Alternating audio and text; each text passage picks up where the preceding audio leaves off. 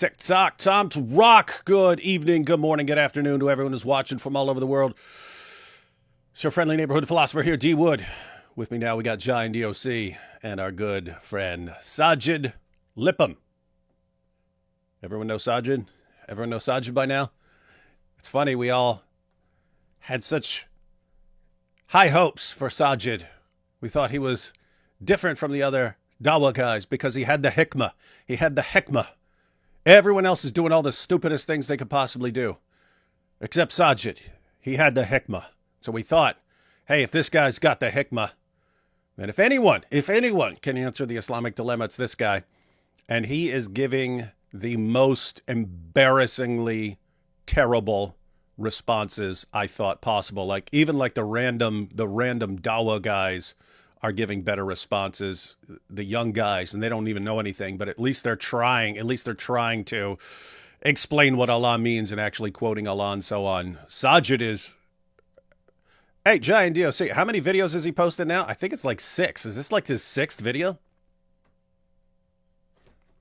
Wait, I can't hear... I can't hear Giant DOC. Hang on, everyone. Don't worry. I've got this. Yo. What's up? Sorry. Yeah. Sorry. That's my fault. My bad. It's all good. 1, 2. I think he's on like his 6th video. And he's only covered one verse that's relevant to the Islamic dilemma, but he actually took that one in a completely different direction as well. So yeah, this is like a 6th, what is it, 6th video? Yeah, if he has an answer, just tell us the answer.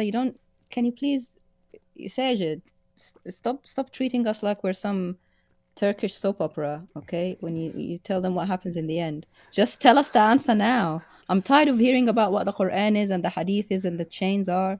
You brought 543. I was like, finally. And there was nothing there. Now he went backwards. Why? He regressed. So, yes, for everyone's watching, did you catch that? He just posted his 6th, count them. That's this many videos responding to the Islamic dilemma. And he actually tried to respond to one verse that we use for the Islamic dilemma. He responded to one verse in all of that mess. Everything else is just him. He's talking, he's pretending. And if you're one of his followers, if you're like dumb enough to be following him and listening to him, I guess he understands, hey, as long as I say words and act like and I put in my title that this is a response to the Islamic dilemma, and I say words in my video, my followers will be gullible enough to think that I completely destroyed it. And guess what, everyone? You can go to the comment section, look at his followers. He will spend an entire video not answering anything about the Islamic dilemma. And his followers, oh, yes, you've destroyed the Islamic dilemma. You've destroyed it. But these are not good times for Dawah, because that was the method of the past, ladies and gentlemen. That was the method of the past when Dawah guys were getting massive numbers of views and other people would respond. But, you've got hundreds of thousands of Dawah fans mindlessly believing what their guy says. And it's hard for other people, random people, to expose that because they don't have access to all those hundreds of thousands of fans. Well, now these Dawah guys are getting a couple thousand views on a video like this.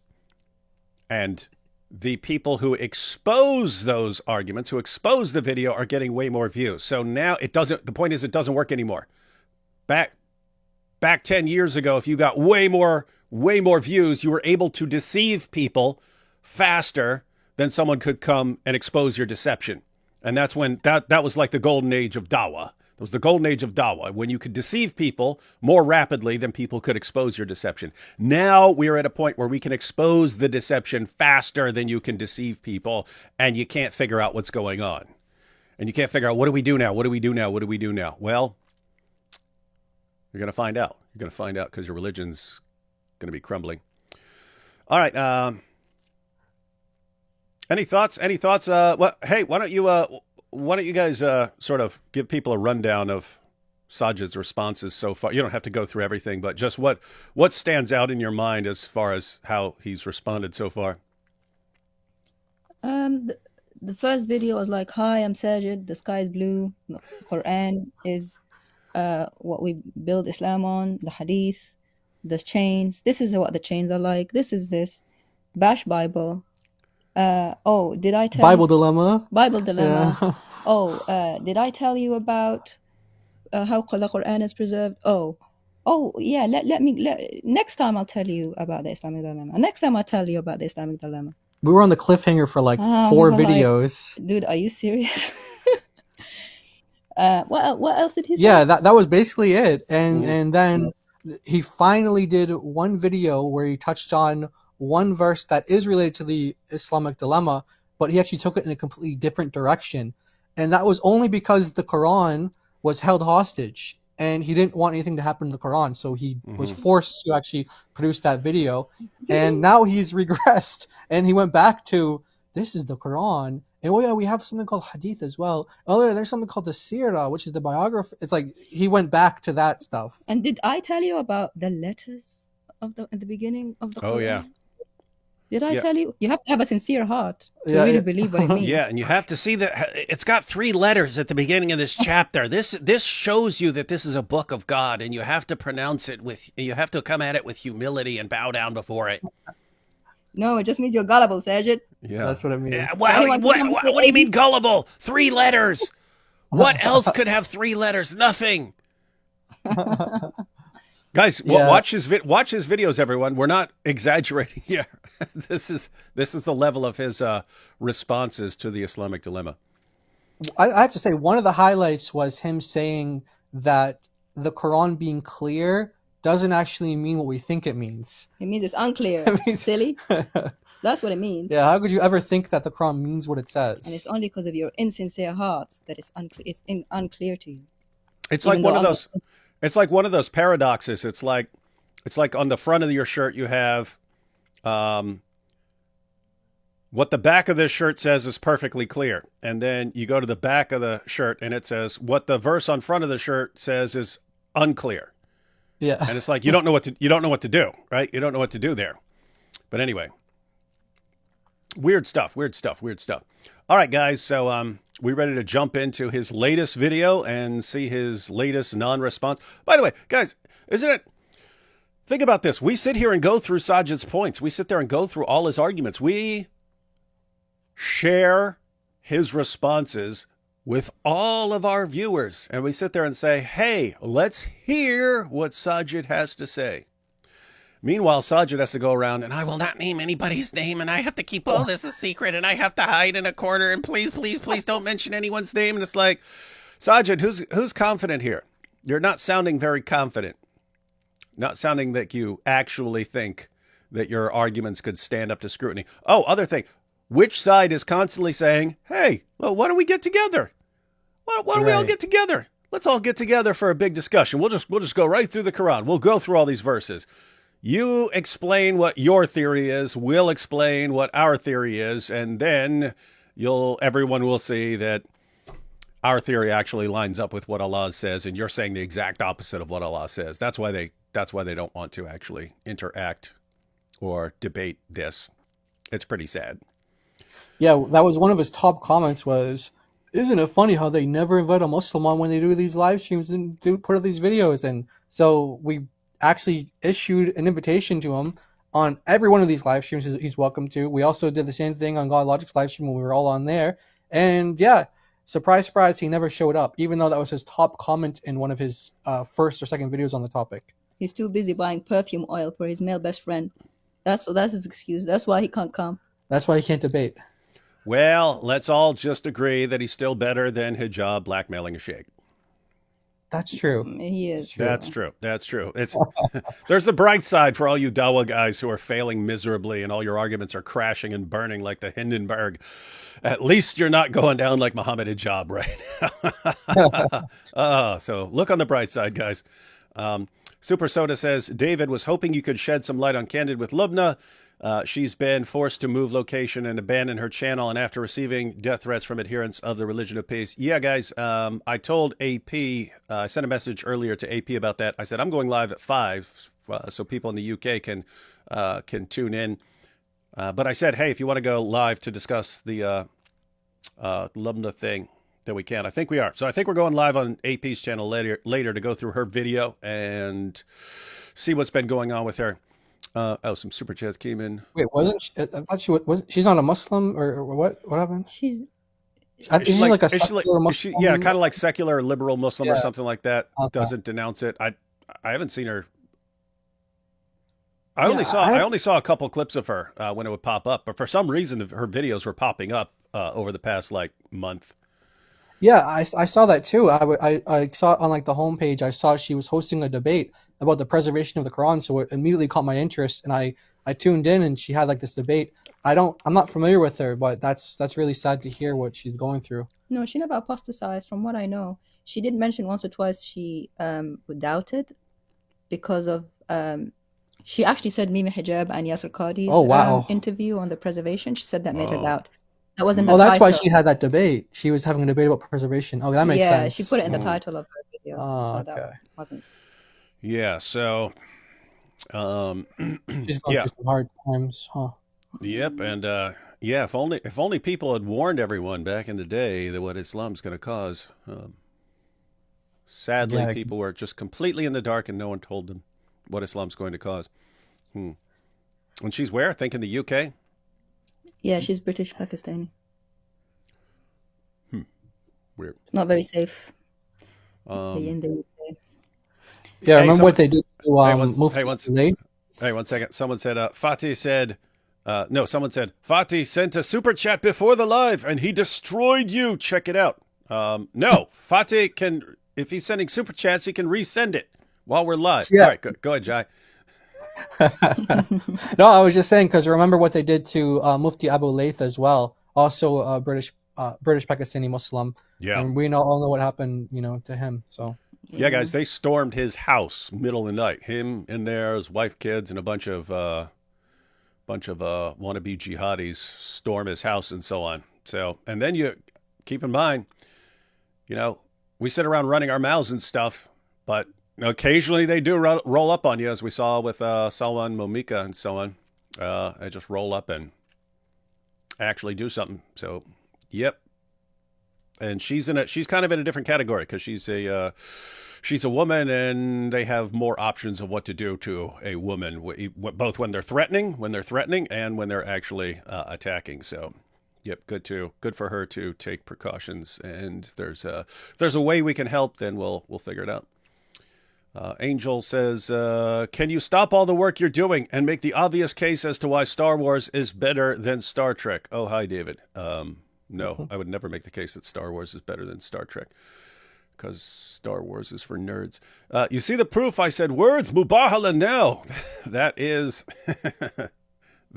Islam in a nutshell. You see the proof? I said words, mubahala now.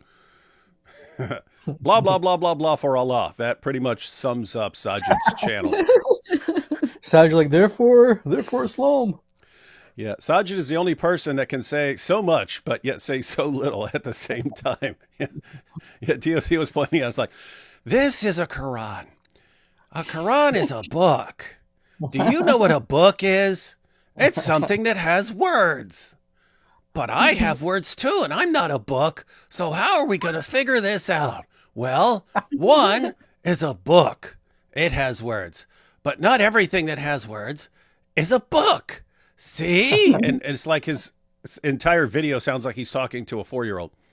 Exactly. That's exactly how I felt. And all his followers are like, he responded in your face. Yeah, so powerful. You've been humiliated. Awesome. Let's see. Today I challenged myself for a mubahala and won. Whoa, that's powerful. You also lost, though. Yeah. If you won, then you lost. You're taking the Quran out of context when it says clear. When it says it's clear, it obviously means it's only clear to Allah. You see, that is. You do have to go in that route. That's a super sticker. Thank you, Ida. And Ida says, "Oh, good. I thought you were cheating on AP with Jai and DOC. No, we'll be live with AP. Everyone keeps thinking. Every time I go live with anyone else now, they're like, "What's going on? Are you beefing with AP?" It's weird stuff. Guys, AP just became a Christian. He's learning about the Christian faith. Give him a break. He's trying to disciple. He's getting discipled. He's learning. He's immersing himself in, It was the hilarious. church. I saw you. You were debunking that you guys broke up earlier in another live stream. It was hilarious. Yeah. Yeah, it is funny that, just a couple days, and I had to tell people, guys, we got an Islamic Dilemma project. We're trying to respond to everything that comes out on the Islamic Dilemma. AP's not part of that. He's not involved, and so he's not going to be in all the live streams.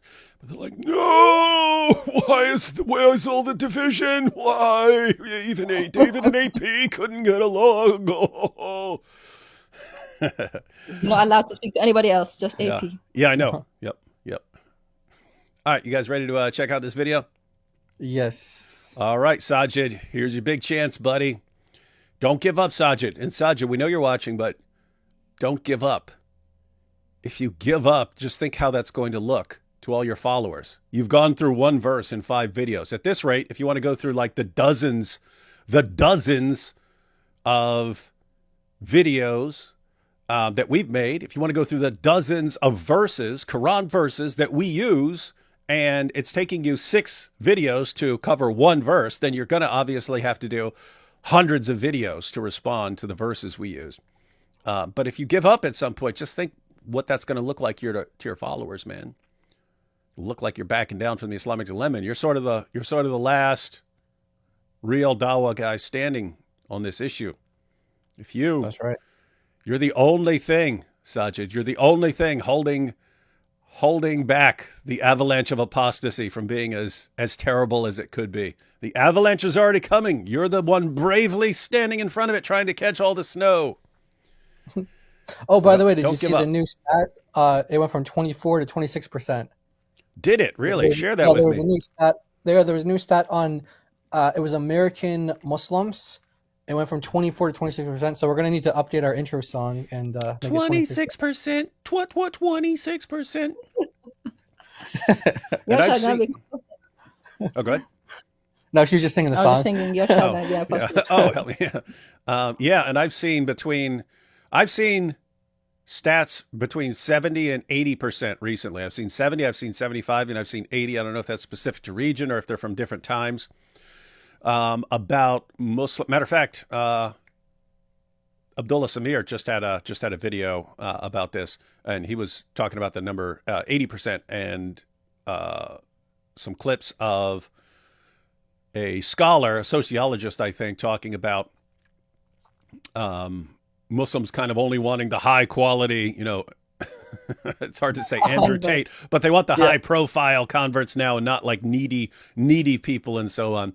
But yeah, he was saying 80% of people who convert to Islam actually end up leaving Islam. And I remember that from way back in the day, like 20 years ago. And I got this in a Muslim booklet. It was a Muslim booklet, and they were trying to figure out why so many people who become Muslims leave Islam. And back then it was over half. They said over half. Wow. Recent years I've seen 70%, 75%, and 80%. They're trying to figure out what to do. But I mean, just think about that. If you're talking 70, 75, 80% of people who convert to Islam leave the religion within a couple of years, then as you're doing dawah, you're actually making more ex-Muslims than you're making Muslims.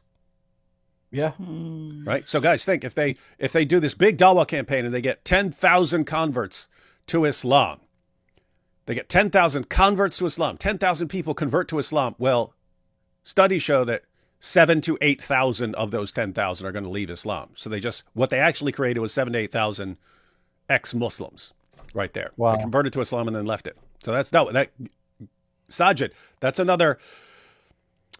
another losing campaign there. You lose in the long run. You're creating more ex-Muslims. And what are these ex-Muslims? They're people that you duped into Islam. Oh, we've got the perfect preservation. We've got the scientific miracles. And then they enter the religion. They're like, what? And then they find out that you tricked them. You duped them. And some will stay in it because you get them married and so on while they're in there. And you have a bunch of kids. And then they're embedded in the community. It's hard for them to leave, especially when you're threatening to kill them and so on. But a bunch of people now just, you got me. I'm out of this religion. That's hurting you, dude. If you end up with millions and millions and millions of ex-Muslims from dawah, you trick them and then they find out the truth about your religion and then they think it's a joke and then they want to make fun of it. You're hurting yourself in the long run, but you got no plan B. So just keep doing it, buddy. And you could do it, Saajid. You can answer the Islamic dilemma. No one else can, but you can, buddy. Keep up the good That's work. right. Keep up the Yeah, good we work. we've been keeping up with a couple of these converts to Islam that end up leaving Islam, and many of them share the same exact story. They converted usually because of either a man or a woman, and then what they found was after the relationship, let's say it didn't work out or whatever, that they tried to remain Muslim for some period of time, but they just found no fulfillment in it, no spirituality. They just felt emptiness, and we've heard that story again and again and again from people who have converted to Islam and then left it. And there are a couple of them that are like testimonials, like they're on TikTok and stuff, that people just sharing, yeah, this is my story, this is what I did, and I didn't find any fulfillment in it. I didn't find any, it's just emptiness. And that's a problem. That's a problem for a lot of them because, well, you're not going to find any spirituality in Islam, and it is going to be emptiness. So that's why they try to keep you busy with rituals. Like from the minute you wake up to when you go to bed, they try to keep you busy. So you don't have time to think. Yeah. That's what they do. That's what they do. So Wow. So they're using dawah money to create ex-Muslims? Yeah, isn't that funny? Hey, all you Muslims who are fans of the dawah, think about what DOC just said. When you fund the dawah, when Ali Dawah says, "Yo, buzz my Viagra so I can do the dawah," right?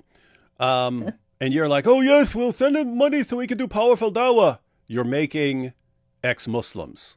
You're making mostly ex-Muslims with that. You're getting people to convert for stupid reasons. And if they're listening to Ali Dawah, trust me, they're listening to stupid reasons.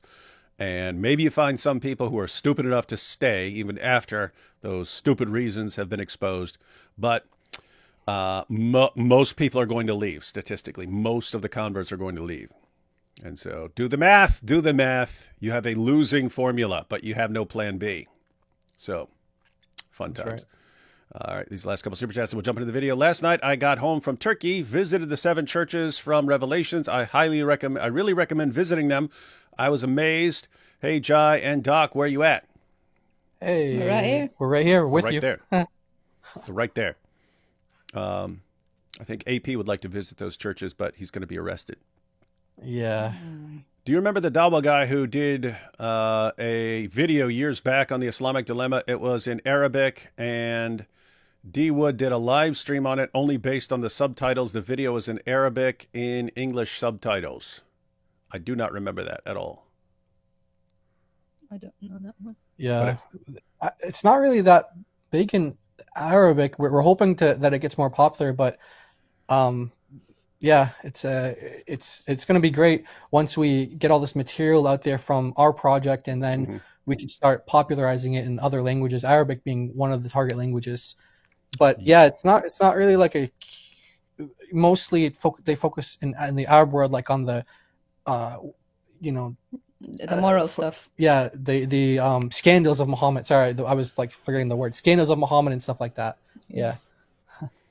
And here we have Fatih here. You blame people for lying. Let's see. When I brought up 3-4 and said a guidance before, you said it's Mabaina Yadehi. Well, it is. No. Oh, dude. No. Oh, man. Learn to pay attention. Learn to pay attention here. 3 through 4. You got to pay attention if you're trying to refute people. Otherwise, this embarrassing stuff is going to happen. Yeah. Yep. 3-3 says Baina Daihi. Yep. Yeah, so it's 3. It's 3-3. We're talking about the before there. So let me pick one here. He has revealed to you the book. This is 3-3. He has revealed to you the book with truth, verifying that which is before it. We're pointing out there, before it, right? Verifying that which is before it. I pointed out that before there, before in English can mean before temporally, chronologically, like this happened before, years ago. But that it can also mean, in English, before, as in I stand here before you. And so when it says Mabaina Yadehi, and I'm not citing myself on this. This is Muhammad Asad. Muhammad Asad. Read his commentary on the Quran. He points out Mabaina Yadehi, so literally means between his hands or between its hands. If it's talking about something being between the Quran's hands, then you would normally go, treat it as an idiom or something like that. Although, since the Quran appears as a pale man, you can't rule that out. It's got hands and so on. But as an idiom, and again, this is Muhammad Assad, as an idiom, it means something in its presence, And so this wouldn't mean before temporally. It wouldn't mean this is something in the past. This would mean it is before it, that the Torah and the gospel are before it. They're in its presence. They still exist. That's not me. Take it up with him. But don't misrepresent us. You guys have any additional thoughts on this? Yeah, basically, I mean, Basically what you said. yeah, basically what you said. I mean, this guy, I'm starting to, gather that he's not a troll, but he's Very probably one of confused. Sajid's fans. If you get what I'm saying. He's probably one of his Let's yeah. go to step 1. Quran is your book. Yeah. Okay. The Quran is Yeah. your book. Do you agree? Okay. The Quran says that Allah revealed other books. You got that? What does it say about those books? Read it. You don't seem to be, all you Dawa guys don't seem to be very good at paying attention to what your own God says. Isn't it weird? Allah misguides whom he wills. 354. Allah is the best of deceivers. Islamic dilemma is finished. A trap to ideologically molest the kafirs. Yeah, he's got it. See? Allah misguides whom he wills, and Allah is the best of deceivers. He got us. Hey, what's this? This is from Hijab's Mutta wife. Oh, Can you guys read this? It's kind of... yes. She's saying, But if we tell you, then we're breaking the message. she's asking us not to translate it, just to laugh. Sorry. Hey, you translated it. I know. Actually, this is a good way to refute the Islamic dilemma. If Allah is the greatest of deceivers, we have no reason to believe preservation. Yep. You got to, at the end of the day, you got to go with something like that because there's just no other way around this. All right, guys, let's go ahead and jump into this powerful video response from Saajid Lipham, who's sadly regressed. He acted like he was going to start actually responding to our arguments and instead went back to kindergarten for his followers. I don't blame him, given the intellectual ability of his followers, but there are those of us who are watching who are not impressed. In fact, I think you just really messed up here, Saajid. Bad days ahead. Bad days ahead. Let's see why. Inshallah, in today's video, we are going to show how the foundational argument that the Quran affirms the Bible is 100% false. And if you watch this video to the end, inshallah, you'll have a better understanding regarding just how absurd this claim actually is. And consider... I've been through this video, and he just made a promise about his video. If you watch to the end, you're going to have a much better idea what... No. Watching your video to the end, I see more evidence of how desperate you guys are and how you have no response to this and how you have to just toss up smoke screens the entire time, Saajid. That's what I get by watching to the end of this video. Oh, boy. All right. How this is the foundational straw man of those claiming there is an Islamic dilemma, then you'll see from the very outset how flimsy and ridiculous this argument actually is. So there's basically 3 steps that we're going to take in this video to clarify and emphasize what a book of Allah actually is. Oh man. Oh man. No, we don't know what a book of Allah is. Oh. I'm going to spend this entire video telling you what a book of Allah is. It's a book of Allah. That's it. This is, watch, he'll eventually be, okay, so this is a book, right? This is a book. And this is a book of Allah. But this is not a book of Allah. See? Book. Book of Allah, not book of Allah. Everyone with me so far? We know this is really hard for you guys. That's actually what he does. Like he actually does that in the video. I know. Allah tells us what his books are. He said Torah and the Gospel because he revealed them. Yes. So we already know. And so did Muhammad. Yeah. Allah tells us one thing. Muhammad agrees and tells us the same exact thing. Then Saajid comes along and says, note the exact opposite. And we're supposed to take him seriously. What have I been saying, guys? What have I been saying? This is the religion of submission to Dawa clowns. Exactly. I mean, Saajid, he was making a big point about the fact that we're called the people of the book. We're called the people of the book. What book? Okay. Oh, so he thinks it's another book. So what book is this? Is this one of not book of Allah? The people of the not book of Allah, or Yeah. what book is this? Got to be a different book, right? The people of a book. A book. That's what. People of a book. Yeah. All right. Revelation from Allah actually is, and we will compare that to what the Bible is. And inshallah, that will make things crystal clear. Now here on the screen we see an ayah. No, dude. If you're trying to avoid the Islamic dilemma, under no circumstance are you going to make anything crystal clear. That's why you got to spend 6 videos responding to one verse. Oh, boy. From the Quran. Allah says, "Inna nahnu nazzalna dhikra wa inna lahu lahafidhun." Verily it is we who have sent down the dhikr, the reminder, the Quran, and surely we will guard it from corruption. Now, as we can see in this ayah, the Quran is the speech of Allah. It is His speech that was revealed to the Prophet Muhammad sallallahu alaihi wasallam and then conveyed to the rest of the world. So, for example, this is a mushaf. Oh, I didn't know. I thought it was yellow pages. This is a page of a book. This is a book. This is a page of a book. See? Look. Book has lots of pages, but this is one page of a book. What is this? You know what's funny is one of the funny things to point out about this is that if in the Quran, I don't have the verse up, but it's in chapter 39 verse 6, and the same exact verb is used when Allah says that He sent down to the people, to their like cattle. So this same word that Allah, when He says we sent down this reminder, we sent down the reminder, it also says we sent down cattle. And That's Anzalna, right? yeah, exactly. And that word is used so many different times to describe things that Muslims wouldn't consider to be like divine revelation. Like I don't think Muslims consider cattle to be divine revelation. So just because Allah sends something down, I mean, just going with what it says doesn't necessarily mean that it's divine revelation or His words, right? Unless you're saying those are His cattle or His, whatever, His cattle. I don't know. Maybe they would say that. I don't know.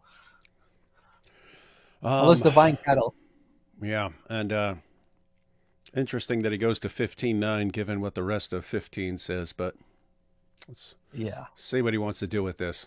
This is a book with the words of the Quran written in it. Here we can see the same ayah that we just quoted. And we see all of these words here. This is the speech of Allah. This is the Quran. In the original language it was revealed in. Countless people from the time this was revealed up until today memorized this entire book, front to back to front. As we can see, certain letters in this mushaf are color-coded because there's a certain way to recite the Quran properly. It has... Look. This book has pages, and some of them are color-coded. See? Isn't it fun? It's like did he grow up yeah, he's a convert. He probably grew up watching Mr. Rogers and thinks this is how you respond to people. Did the time of Muhammad and Sahaba, did they have color-coded mushafs? Just asking. You know what? All the stuff came later, dude. The stuff that you think is munazzal, from Allah. The letters and the colors were not in your mushaf back then. They didn't have colors. That's right. They didn't even have diacritical marks. Muhammad didn't even have the Quran. He didn't have the Quran, but in a book. But even when they did have it, years later, there was no diacritical marks. The thing that changes a letter to another letter to perhaps even another word if you change the markings. And then the markings on top of that, he's talking about the tajweed markings. Those came way later. Listen to Yasir Qadi. He tells us that tajweed rulings and these extra markings came way later. Yeah, exactly. And you know what else? He talks about how it was, memorized from back to front, front to back. What's funny about that is Brother Rashid did a show some years ago on one of his Arabic programs, and what he was showing was all like the illiteracy in the Muslim world, and I think it was Afghanistan, if I remember correctly, where they would open the Quran backwards, like literally backwards, and they would read from it the opposite way. From So the left way to the right. like they would do the opposite direction, and so Sajid's right. It has been memorized from back to front as well, in a very literal sense. Thank you, Because they have no Saajid. idea what they're reading. They just see like these letters on the page. They just And we don't actually have a definitive evidence of which surah came first, the chronology of the surahs. So we actually don't know if we're reading it back to front. If surah 1 came first, surah 2 came second. No, that's not how it works. We've got Fatih here again. 1 second. Aaron says, I know you've already spoke about Libna. For your information, she's taken a lot of videos down or made... only also people showed up at her house. Oh, people showed up at her house last night. Yeah, we're going to be going through our video. We're going to be going through our video. Yeah, that's a different story if someone actually showed up to her house. Okay, now we get to Fatih again. Dude, I brought up 3-4. 3-4. 3-4. Yeah, we... Do you know what 3-4 says? Yeah, dude. 3... Verse 3 is connected to 3-4. In fact, it carries on. It carries on. Verse 4 makes no sense because it contains part of it. It contains it's not fit. 3-3 is not finished, right? You have to get to 3-4. We're pointing out you can't give an interpretation of 3-4 that contradicts 3-3. 3-3, if he's saying mabaina yadehi and it means in his presence or in his presence, something that's still there, you got a problem if you're saying, oh, this just means your book's been corrupted. You sound like a dope, right? And then you've got, by the way, be brave and show what Muhammad Assad, your hero, reference for Mabaina Yadehi said on 3-3-4. No problem. I got it right here, bud. So this is Muhammad Assad's commentary on Surah 3, verse 3. He says, most of the commentators are of the opinion that Mabaina Yadehi, literally that which is between its hands, denotes here the revelations which came before it, i.e., before the Quran. This interpretation is not, however, entirely convincing. Although there is not the least doubt that in this context, the pronominal ma refers to earlier revelations, and particularly the Bible. That's weird. He says it's the Bible. Saajid says it's not. As is evident from the parallel use of the above expression in other Quranic passages, meaning uses mabaina yadehi over and over and over again, referring to the previous scriptures. The idiomatic phrase mabaina yadehi does not in itself mean that which came before it, i.e. in time, but rather that which lies open before it. That which lies open before it, meaning it's still there. He's saying if you're taking it as an idiom, that's what it means. It means it's something there. Since, however, the pronoun it relates here to the Quran, the metaphorical expression between its hands or before it cannot possibly refer to knowledge, but must obviously refer to an objective reality with which the Quran is confronted, that is, something that was coexistent in time with the revelation of the Quran. It has to mean something that is coexistent in time with the Quran. That's exactly what I said. Why, in the name of common sense, are you asking me to read the stuff that completely refutes you and proves that I was right? But keep supporting the channel, Fatih. I think he mixes the two sentences. The first sentence, like he says the book was in truth confirming what is between its hands, meaning the what's there already. Full stop. Okay, and he revealed the Torah and the Gospel before. That means that he didn't reveal the Torah and the Gospel at the time of Muhammad. He revealed it before, but it remains between his hands now. Are we clear now? Can you stop going on about this? No, I don't think he understands anything we say, and then he complains. So he's like lots of the other Dawa fans out there and so on. So, yeah, better luck next time, Fatih. Thank you once again for proving us right. Let's see. What is the best type of paper to eat? Help, please. Don't eat paper. What Saajid is reading. Yeah, that page, the page of a book that Saajid has. See, this is a page of a book, and this one has colors on it, but it's not a coloring book. Unless David gets a hold of it. Your brother in Christ says cows are aliens. Yes, we know that. Yeah, exactly. Hey, you know what? That'd be a fun video to make. Is all the things that Allah sent down, like cows. Dude, he mentioned I've been there, man. And people even had the graphic of the cow flying from outer space and stuff. That was yeah, that was like 5 years ago. That was like 5 years ago when we were on that one. Yeah. Yeah. One of Yeah, the, Allah says one of the that many all the time. reasons Ali Dawah had to admit that the scientific miracles argument was debunked. Yeah.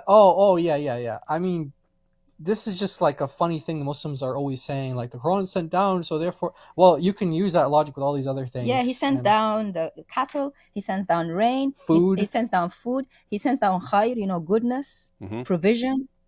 Yeah. Unless you want to say all that means revelation, then you're stuck. Yeah. So the cows are coming in from the sky. Yeah, they're aliens. Yeah, it's true. They're According to cows. Islam. Space cow. Space Cattle cows. from heaven. Holy cow. That's true. And Saajid should host a Blues Clues show from Muslims. He would be. So that's an American TV show for it was on Nickelodeon. I don't know if it's still around, but it was on Nickelodeon, and it's like a kid show, and the guy like explains things like it's to kids, so he's like explaining things like he would to kids.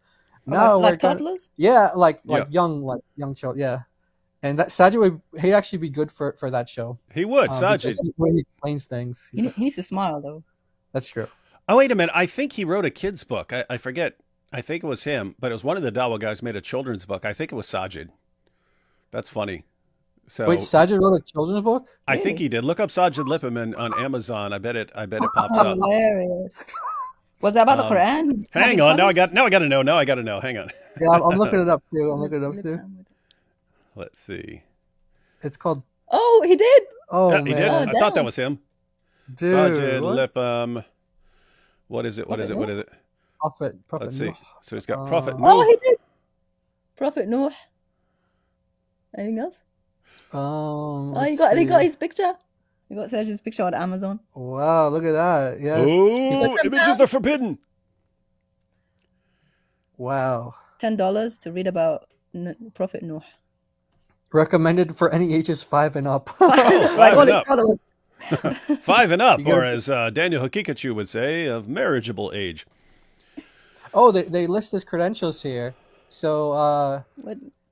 he's got a BA in visual communication design. He's got 2010 he went to University of Medina, associate's degree in Arabic language, a bachelor's degree in Dawah and theology, Wow. and then in 2019 he returned to the US to serve as an imam. Oh. As well as an Islamic school, Quranic Arabic, and Islamic studies teacher in Florida. Huh.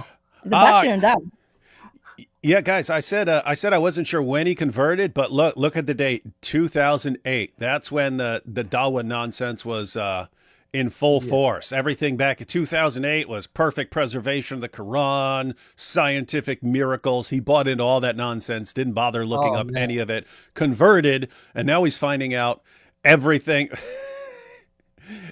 He's what we were talking about earlier was 70 to 80% of people eventually leave it. It's just, hey, this has nothing for me, or all this nonsense about perfect preservation and so on is all fake. But for whatever reason, 70 to 80% of converts leave their religion.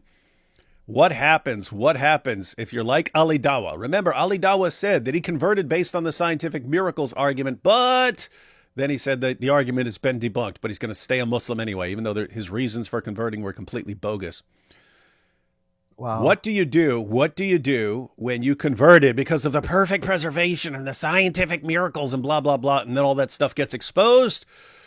Well, you can leave the religion, or you can stay for other reasons, or you can do what Saajid's doing and just stick to the Dawah script that you were given, no matter how obviously false it is. And that's what he's doing. And that's what he's doing in this video. He's sticking to the Dawah script that he was taught, because he can't admit that he basically got duped, and it's been going on for 17 years. 17 years this guy has been deceived. Now it's all being exposed, and he can't deal with it. That's crazy. Sad. Could you sad, imagine sad. like applying for a job and your CV has bachelor's in Dawah, and you're like, well, they're like, what the heck is that? What is the bachelor's in Dawah? And like Muhammad Hijab's like the professor or something. Yeah. Like that's crazy. Yeah, you look. Yeah, just imagine you're like, so you get the application. You're like, what's Dawah? And you look it up. Oh, it's what this Muhammad Hijab guy does. Can I suck on your wife's tit? Golden showers, golden showers. Like, no, I don't want this guy here. I don't want none of this. I don't know what this dawa is, but and all these dawa guys are all polygamous and banging all these ladies behind the scenes and hotel marriage. Nah, I don't want any of this stuff. Nah, sorry. And then Saajid would be like, I'm being persecuted for being a Muslim. They're all racist against me, even though I'm the whitest white person you've ever seen in your entire lives. Well, guys, what's a comeback to a Muslim saying Abdullah Salam was a Jew who turned Muslim, who knew the Torah and was respected? I was a Muslimah who became Christian, who knew the Quran, and I was respected. So what? Good Yeah, point. one of Muhammad's big things about the Jews was he said this, and this is a hadith that says this. He said, if I could only get 10 Jews to believe in me, and I say this one a lot because it's so funny. He said, if I could only get 10 Jews to believe in me, then all the Jews would believe in me. Mm-hmm. So if this is true, that Abdullah bin Salam or some Jewish people did become Muslims, what does it actually prove? What does it actually mean? Yeah, there is the issue. There is the issue of whether we even take some of these stories seriously. Because keep in mind, guys, these same collections of stories say that all the emperors of the time, they're all in a panic about Muhammad, and they're all finding him in our scriptures, and they're all going, oh, we know this guy's the true prophet who's here. What are we going to do? Oh, let's stubbornly resist him, even though it's the truth. That's what's going on in these same exact sources. So we know these guys are making stuff up left and right. But suppose we just grant the story. Two very important things. One is what Jai and DOC just pointed out. This insane hypocrisy here. Well, look, if this guy converted, that must mean that it's the truth. Okay, so look at all the people who are leaving Islam. What does that mean? It means nothing. Okay, but I thought someone converting to something else means that whatever they're converting to is true, and this is the proof. Yes, if they're converting to Islam. Okay, what about all these people who leave Islam? It means nothing. Okay, then you're not making any sense. You're just you're changing your methodology as you go. So that's one point. The other point is, you can't just say a guy converted. You have to look at his reasons for converting. Yes. Abdullah Salam is one of the guys who came up to Muhammad and said, "Hey, if you're really a prophet, you'll be able to answer these 3 questions." And he gave him these 3 questions. He said, 1, what is the first meal of he said, what will be the sign of the end, that the end is coming? And then he said, what will be the first meal in paradise? And 3, how come a child sometimes resembles its mother's, the mother's side of the family, and how come sometimes the child resembles the father's side of the family? What's going on there? And so Muhammad answered. He answered, what will be the sign of the end? Guess what? You don't have any confirmation of that. How do you know? How do you know what the sign is going to be? In other words, he could have said anything. He could have said, the sign of the end will be a giant bird appears, and you could say anything, right? That has not been confirmed. We have not been there. So that can't be confirmed. 2, the first meal of paradise. I think he said it'll be like fish liver of some fish or something like that. And that's going to be the first meal. Okay. How can we confirm that? How do we confirm or disconfirm that? We don't. So we have no confirmation on either of these points so far. The third thing, guess what? Muhammad was completely wrong on. So he said, so the question is, how come sometimes a child resembles a mother, and how come sometimes a child resembles the father's side of the family? And Muhammad's response was, in effect, man and woman have sex, and whichever one puts out their semen, the husband or the wife, first, that's whoever has an orgasm first, that's who the child's going to resemble. Jai, you know your biology. DOC knows more on the biology side, but DOC, you know biology pretty well. Is that an accurate description of? Is that an accurate description of how human reproduction works? There are babies who are made in test tubes by IVF. The egg is fertilized. Nobody has the O word during that process. Okay, so whoever the baby resembles has to do with genes, whichever genes are dominant or recessive, which means whichever genes are more powerful. Like, for example, that we know that brown eyes is a dominant gene and the blue eyes are recessive. So whichever husband or wife has the brown, the child will have that brown, the brown eyes. Doesn't matter who comes first. Okay. Sorry for the length. So what actually accounts for things like appearance You have DNA from the mother, DNA from the father, and then there's a degree of randomness, but also then there's the issue of some genes are dominant over other genes, like things like eye color and so on. And so it's not just which person had the first O, as Muhammad thought. In other words, so John here, it's not just, oh, someone converted. Guess what? People convert to things all the time. Some people have good reasons. Some people have bad reasons. You can't just say someone converted. You have to say. We were just talking about that. Sorry, No, I was just saying we were just talking about that with like Saajid and Ali Dawa. Why do they convert to Islam, right? We were just talking about that. Bad reasons. Exactly. Bad, dumb reasons. And guess what? At least in Ali Dawa's case, he acknowledges that it was bad, dumb reasons. Saajid just gets mad whenever you point out that it was bad, dumb reasons. And even if it's Muslims who are like, he's the one who flipped out over the holes in the narrative interview. He's like, that's why I became a Muslim and you guys are destroying it. And it's like, all I saw was, if you guys are right, then I was an idiot for converting based on this nonsense. Yeah. That's the takeaway. Some people in the chat saying that sometimes the blue eyes win. You need 2 copies of blue you need eyes. blue and blue. Blue and guys. blue. Yeah, let me break it down, everyone. My dad had brown eyes. My mom had blue eyes. I have brown eyes because the brown is dominant. But I also, since my mom had blue eyes, that means she had the blue eyes genes. And so I have the genes for blue eyes. My wife has brown eyes because her mom had brown eyes. Her dad has blue eyes. So we both carry the gene for blue eyes, but we both have brown eyes. Guess what? Since we both carry the gene, but it's recessive, on average, if we had a bunch of kids, about a quarter of our kids would have blue eyes because a quarter of the kids would have brown. Half of the kids would have a combination blue and brown gene, but the brown would be dominant. And then 1/4 of the kids would have the blue. And guess what? We had 5 kids. One of them had blue eyes. There you go. So genetics is real. And Muhammad didn't understand it. And neither did Abdullah bin Salam. And he converted based on what? Think about, guys, what did he actually convert based on? Muhammad sounding confident in what he was saying. He sounds like he knows what he's saying. He sounds like he knows what he's saying. And so let me convert based on this. And it was completely wrong. What do people like Saajid convert based on? The Dawa guy sounds confident. Therefore, I don't even need to check out what he's saying. Now, if you wanted to defend Abdullah bin Salam, you'd have to say, no, actually, he was able to confirm some of this because the Jews had their traditions and Muhammad was right according to the Jewish traditions. Little side note, Muhammad had to go away and come back with the answers because he's being fed the answers. But that's the point. Abdullah could say, oh, yes, Muhammad said exactly what my group believes about genetics and reproduction and so on. Muhammad said what my group believes because he actually went and asked someone, hey, what do the Jews believe on this? Hey, I know a Jew. Let me go ask him.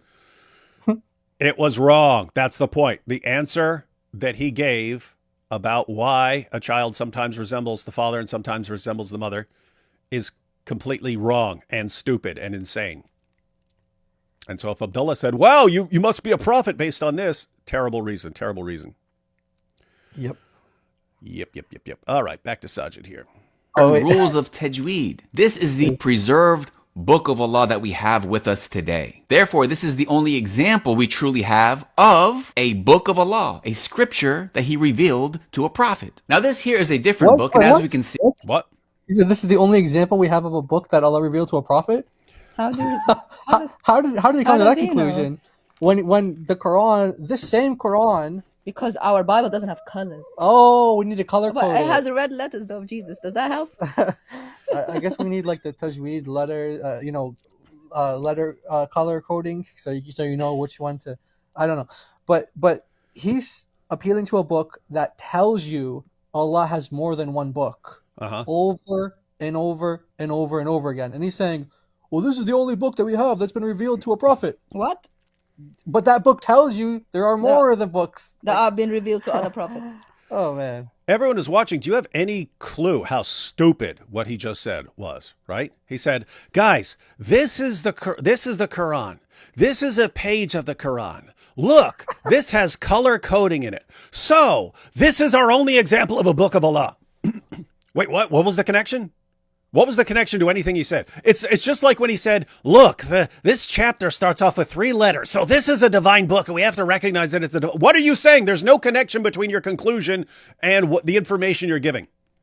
Do you understand the okay, Saajid, let me break it down for you. How easy this is.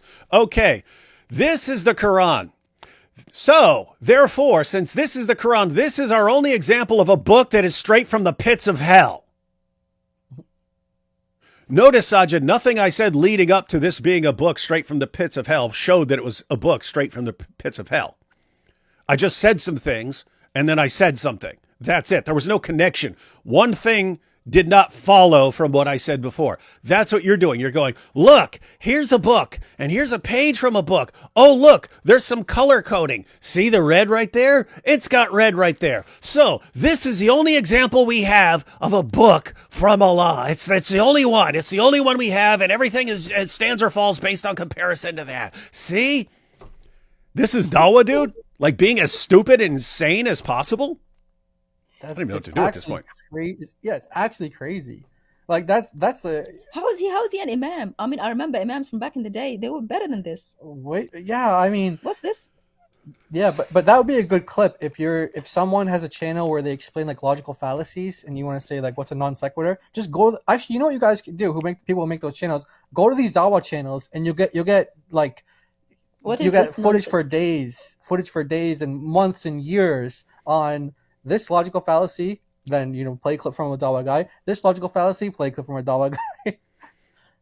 This is a red herring. This is a straw man. This is ad hoc. All these things that they do, just continuously over and over and over and over again, and their followers eat it up. Does he think he's talking to this children's book? I think so. Yeah, this is maybe we didn't know. Maybe this is a video for kids. Maybe this entire video series is for kids on how they can respond to the Islamic dilemma. Got to be something like that, Saajid. It has the same page that we were just looking at, which contains the words of the Quran. However, on the margins here, this is called tafsir. This contains more information explaining these ayat from the Quran. Wait, so tafsir isn't the Quran? They're different? This is like, what are you doing? Do you see the text in the box? It's different from the text outside the box, around it. Wow. Now look, see, this is all in yellow around here, but on the side there, it's white. See, that's the Quran, see? So 1 is the Quran, and 2 is the tafsir. All right, are you all ready for your quiz? What are we doing? What are you doing, Saajid? I don't even know. It's almost embarrassing to even respond to this nonsense. It's like, oh, look at that picture of him, though. I should use that for this thumbnail. That's a great thumbnail. Yeah, that's him shouting, "Allah's a liar." And by the way, guys, by the end of this video, no, we're not concluding that the Islamic dilemma is not a problem. We're concluding that Allah is a liar by the end of this video. Not according to me, according to Saajid. We're the ones defending Allah for some strange reason. Saajid is the one calling Allah a liar, a bad liar. Yeah, he already did when he said that this is the only book that we have that Allah revealed to a prophet. That's what he said. When you go to the Muslim sources, they say there's actually 104 books that Allah revealed. 104 books. Mm-hmm. But he's gonna make it extremely clear that he's calling Allah a flat out liar or ignorant. But I'm assuming he's gonna say that Allah either has to be ignorant or a liar. Ignorant or a liar. I'm assuming that he wants to believe that Allah is all knowing, so he's not going to say ignorant. And that, okay, well, Allah, the Quran talks about Allah deceiving people, and therefore he'll go with deception. Technically, though, he could go with ignorant or deceptive. I'm assuming he will go with deceptive. You can correct me on that, though, Saajid. You can message me and say, no, I go with ignorant, not deceptive. Allah's really dumb. You can say that. But let me know. I'm going to assume that you would go with deceptive liar. All right, but we'll see. Someone in the chat said new PBS show, kids show called Dawa Street.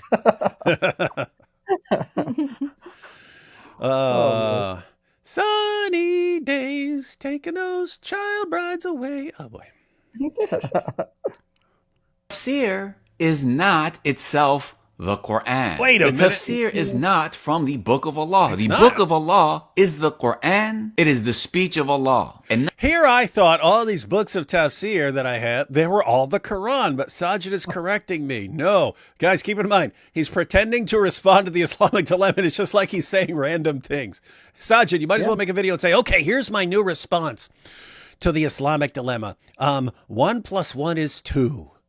2 + 2 is 4.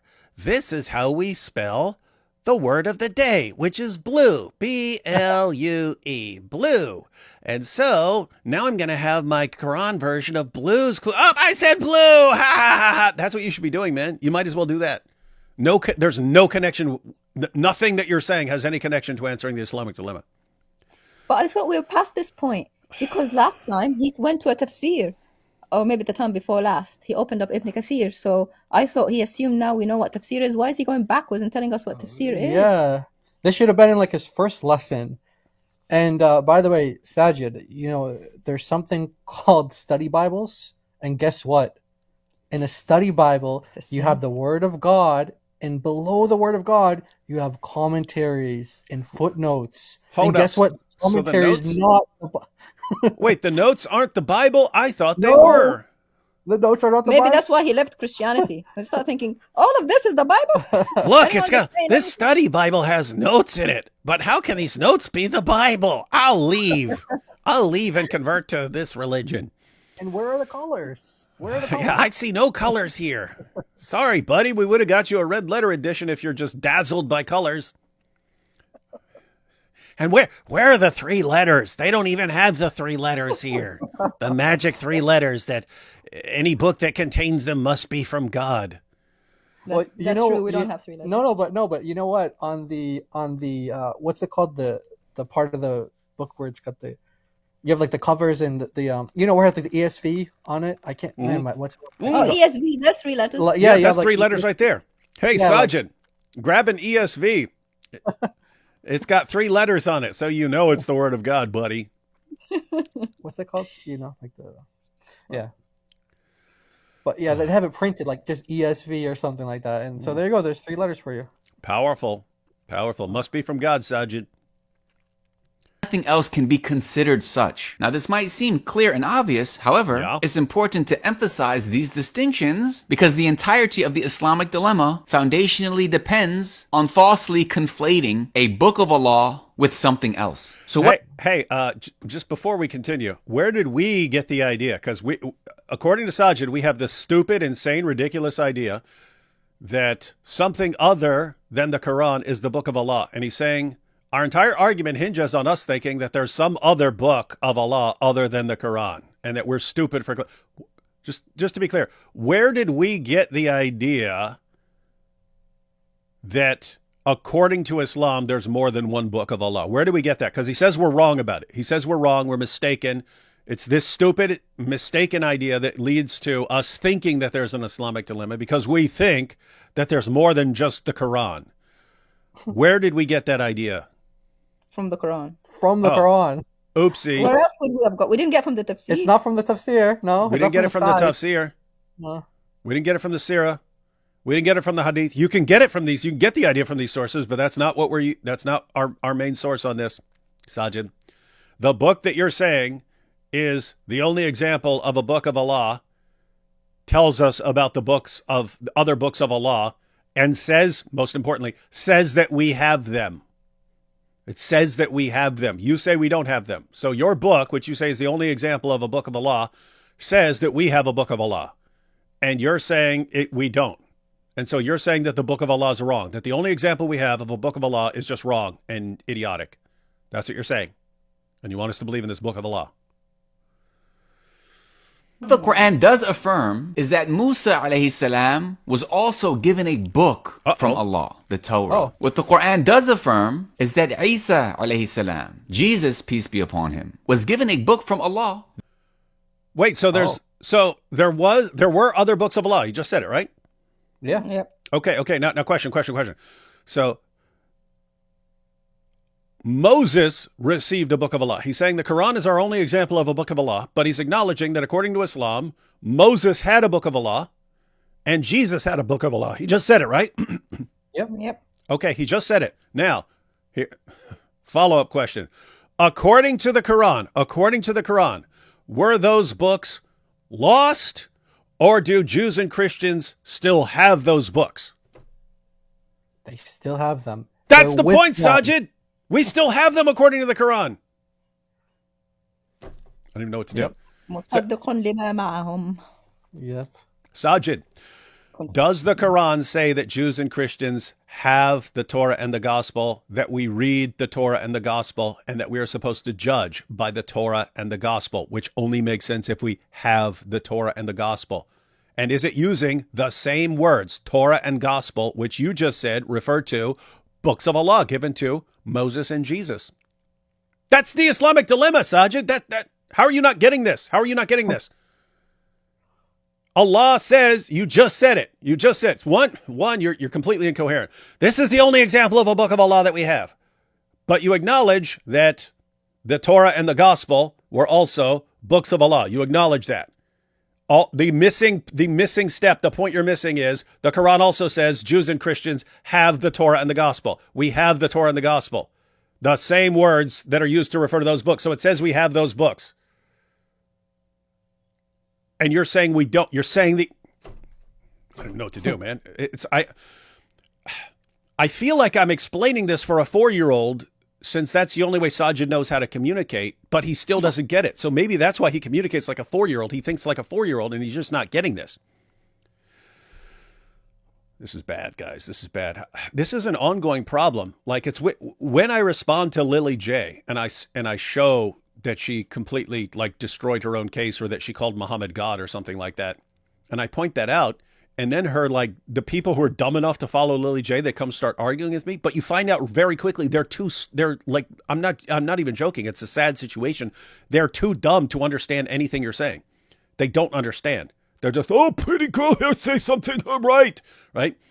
And you say, you guys understand this verse that she just quoted, and she says there's a prophecy about Muhammad. This is actually about God. This is a verse about God, and she just said that's referring to Muhammad. So she just called Muhammad God. Do you not see a point?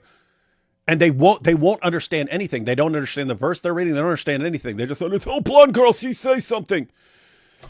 And it's like, you realize they're too dumb to even understand a response. They don't understand what she said. They don't understand what I'm saying. They don't understand anything, and you can't explain it to them because they're the product of 40 generations of first cousin marriage. It's just a wild situation, which I guarantee that sums up Saajid's audience. 40 generations of first cousin marriage, and they don't understand anything. You have to talk to them like 4-year-olds. That might be the new strategy for this guy. We just have to get coloring books, and this is the Islamic dilemma. Yeah, we have to first define what does Islam mean? What does dilemma mean? What does paper mean? We pitched it too high. We needed to bring it all the way down. Okay, Saajid, Surah 3, verse 81, Surah Al-Imran. ثم, then, جاءكم, came to you, Rasulun, the messenger, Muhammad, مصدق, confirming, lima, to, ma'akum, what is with you. A messenger came to you, confirming what is with you. What is with you? Now, yes. What is that? So according to Saajid, he's not talking about a book. What's he confirming that's with them? Because you're saying he's not confirming the book. He can't because the Bible's just wrong. Okay, according to you. What is he confirming that is with them? Their sandwiches? What? What's he confirming? Their clothes? What's he confirming? Their shoes? What is he confirming? I think it's the cow aliens. Yeah, cattle that came from the sky. It's the cow aliens. It's the cow aliens. He's confirming the cow aliens that are with him. They had books and commentaries too, tafsirs too, at the time. That's right. Mm-hmm. Yeah. Mm-hmm. So was he confirming the commentaries, the cow aliens, or what was he? What was he confirming, Saajid? They had something with them, the people of the book, that Allah liked. What is that? And he's saying, hey, you should confirm my book because I'm confirming what you have. What's he talking about, Saajid? Because you're telling us you're not confirming the book. What is he confirming? And when he talks about the books that they have and that they read and that they're supposed to judge by, he calls them the Torah and the Gospel. Why does he call them the Torah and the Gospel if they're not the Torah and the Gospel? Why does he use the same word? Remember, Saajid, you're the champion of univocity, that a word or phrase can only mean one thing ever. That's why you went and you said, oh, but the Bible calls Adam a son of God, and therefore when Jesus calls himself the son of God, it must mean the same thing. Even though it's clear in the Bible he's talking about a completely different sense and that he is the unique Son of God.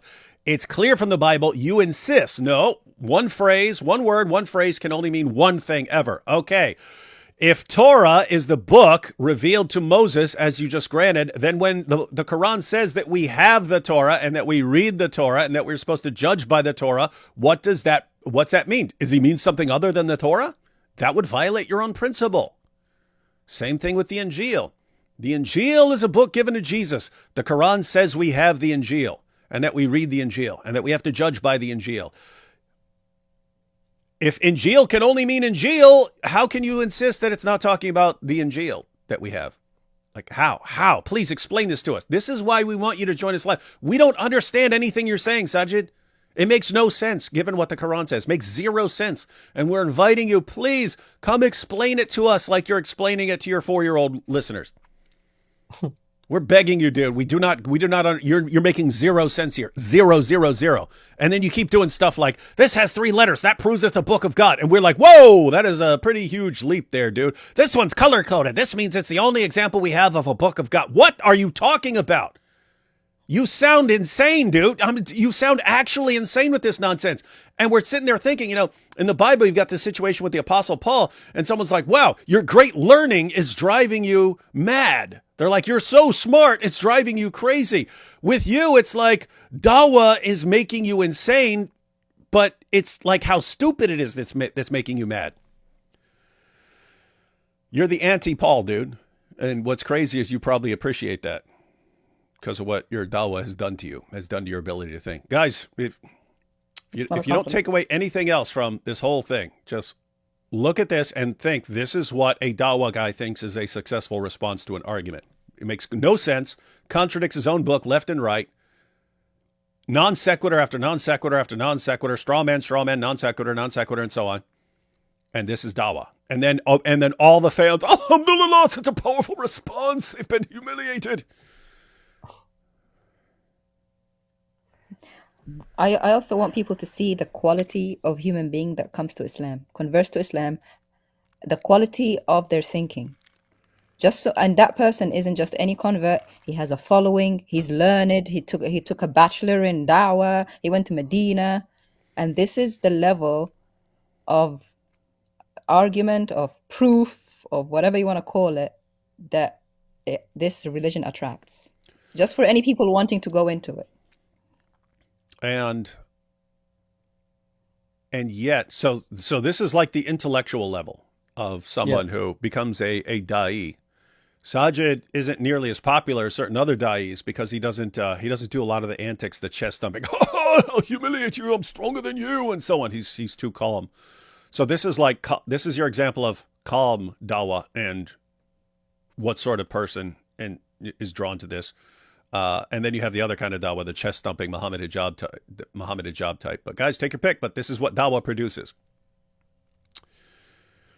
Injil. And this, ladies and gentlemen, this page with the white background is an example of an actual preserved book from Allah. Prove it, Saajid. Prove it. Give us any evidence at all. You're about to try and just display your ignorance again and read us the dawah script.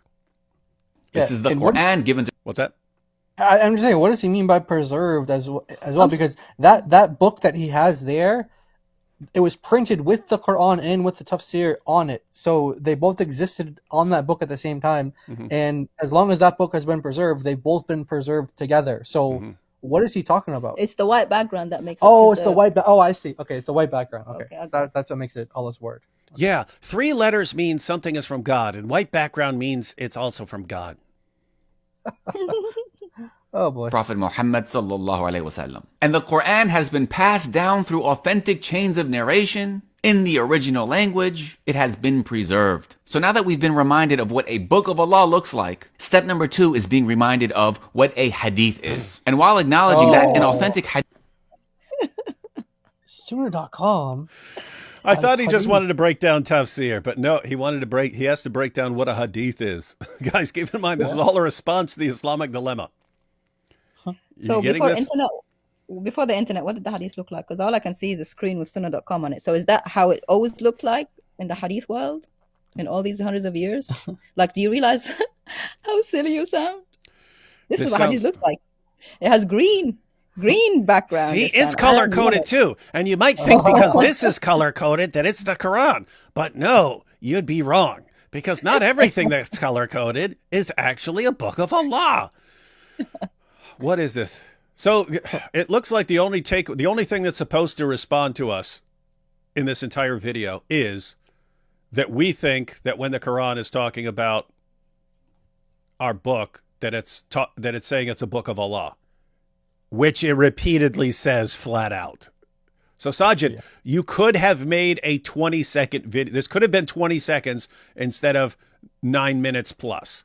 You could have just said, they think that their book is a book of Allah when it's not a book of Allah. There's only one book of Allah that still remains. Just say that. That's all you had to say, dude. It's all you had to say because it's the only point you're making. And it's stupid and wrong according to your own book, but we wouldn't have had to watch all this nonsense. And these are what letters are. Let me talk to you about letters. Aleph, Ba. Dude, what is this? Okay. Back to Saajid. Hadith is revelation. An authentic hadith is still not the Quran. It is still not considered a book of Allah. A hadith, generally speaking, refers to a teaching of the Prophet Muhammad sallallahu alaihi wasallam. So here we see the first hadith mentioned in Sahih al-Bukhari, which is of course a collection of authentic hadith gathered by the great hadith scholar Imam al-Bukhari rahimahullah. So the first thing I want to emphasize is how there is a chain of narration here. In order for a hadith to be accepted, it has to be authenticated. We have to know that this is something that the Prophet ﷺ actually said. It's not something that somebody just made up. It's not something that was passed down by somebody who had a bad memory. Oh, really? Hafs in question. Yeah, I was just about to wonder that, guy. I was just wondering that, guys. So he's saying that it's you know, hey, these hadiths are great because they come with these lists of names, and it's just it's amazing that no matter how many times you explain this to him, he doesn't get it. This is what dawah does to your brain. You have this hadith methodology, which was invented by later Muslims. They came up with a method. They did the best they could. Most people historians regard this as a very, very stupid methodology. Because people in different areas can just make up lists of names, which is what they were doing. But so you have this methodology that's invented by Muslims. And then Saajid acts like anything that doesn't have this is just defective because it doesn't do what these guys did. Okay, who are these guys? How do they speak for? How are these guys the only historians in history who ever figured out how to do history according to Saajid? Tell us. We want to know. Why is this the only way to verify something that your guys came up with at some point? And the reason they came up with the methodology is because hundreds of thousands of stories were being invented.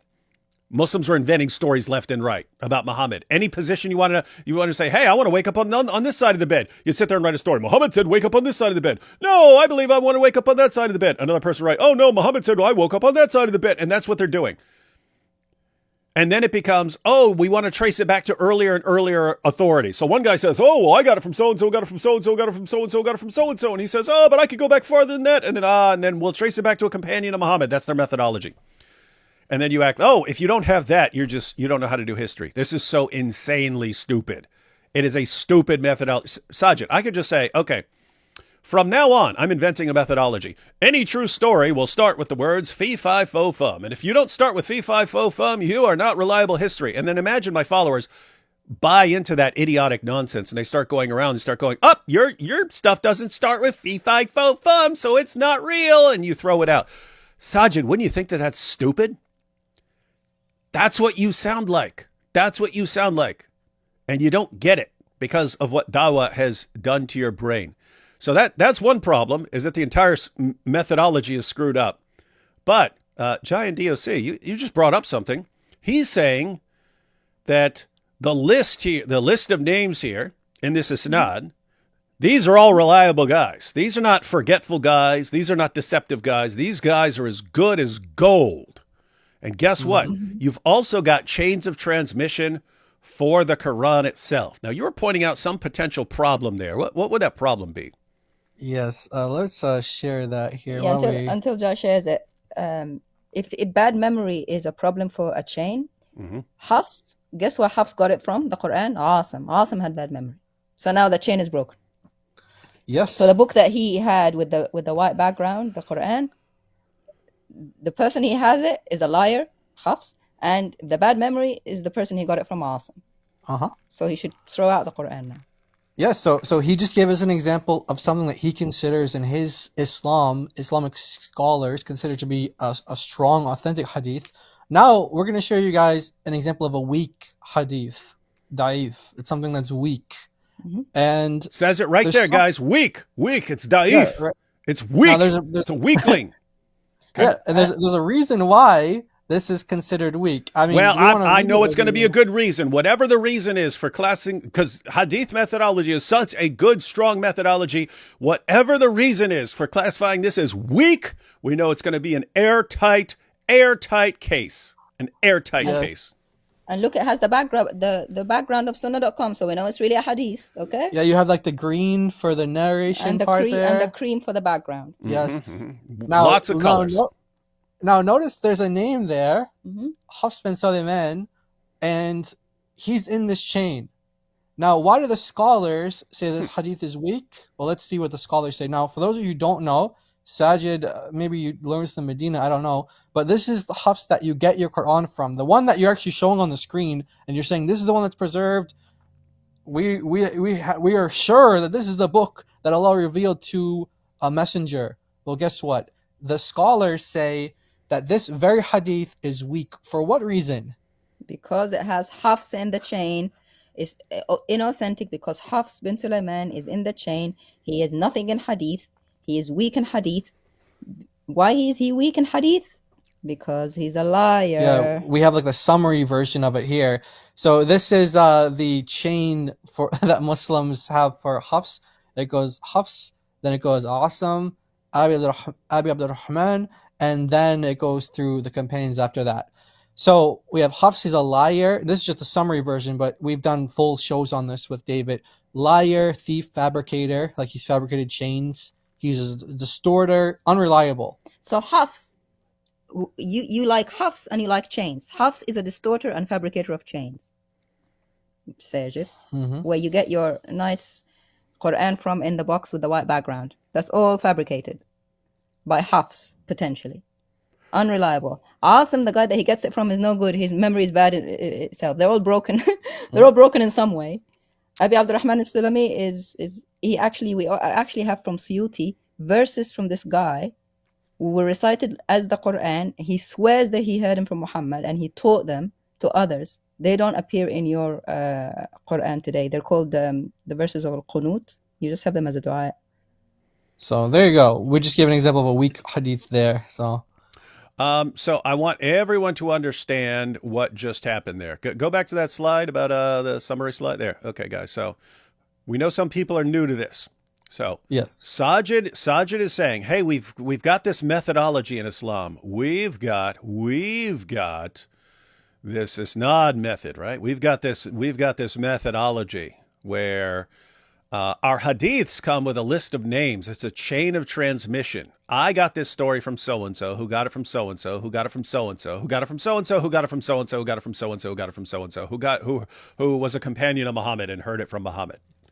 And they're just like, their minds are blown by this methodology. It's the greatest thing ever. It's so great. What a wonderful method. And they all just take this for granted that they have a reliable methodology. Now, what's the problem here? Well, you have the same thing with the Quran. The Quran also comes with, I got it from so-and-so, who got it from so-and-so, who got it from so-and-so, who got it from so-and-so, who got it from so-and-so. And that methodology, I got it from so-and-so, got it from so-and-so. They have different versions of the Quran today, different qira'at and so on. And though the different Qurans, they contain different teachings, they contain even contradictory teachings sometimes, right? But they'll all have the list of names of how you got this Quran. The main version of the Quran, the most popular version, not because it was the strongest or the best, it was just that was the version of the Ottoman Empire. That was the version of the Ottoman Empire.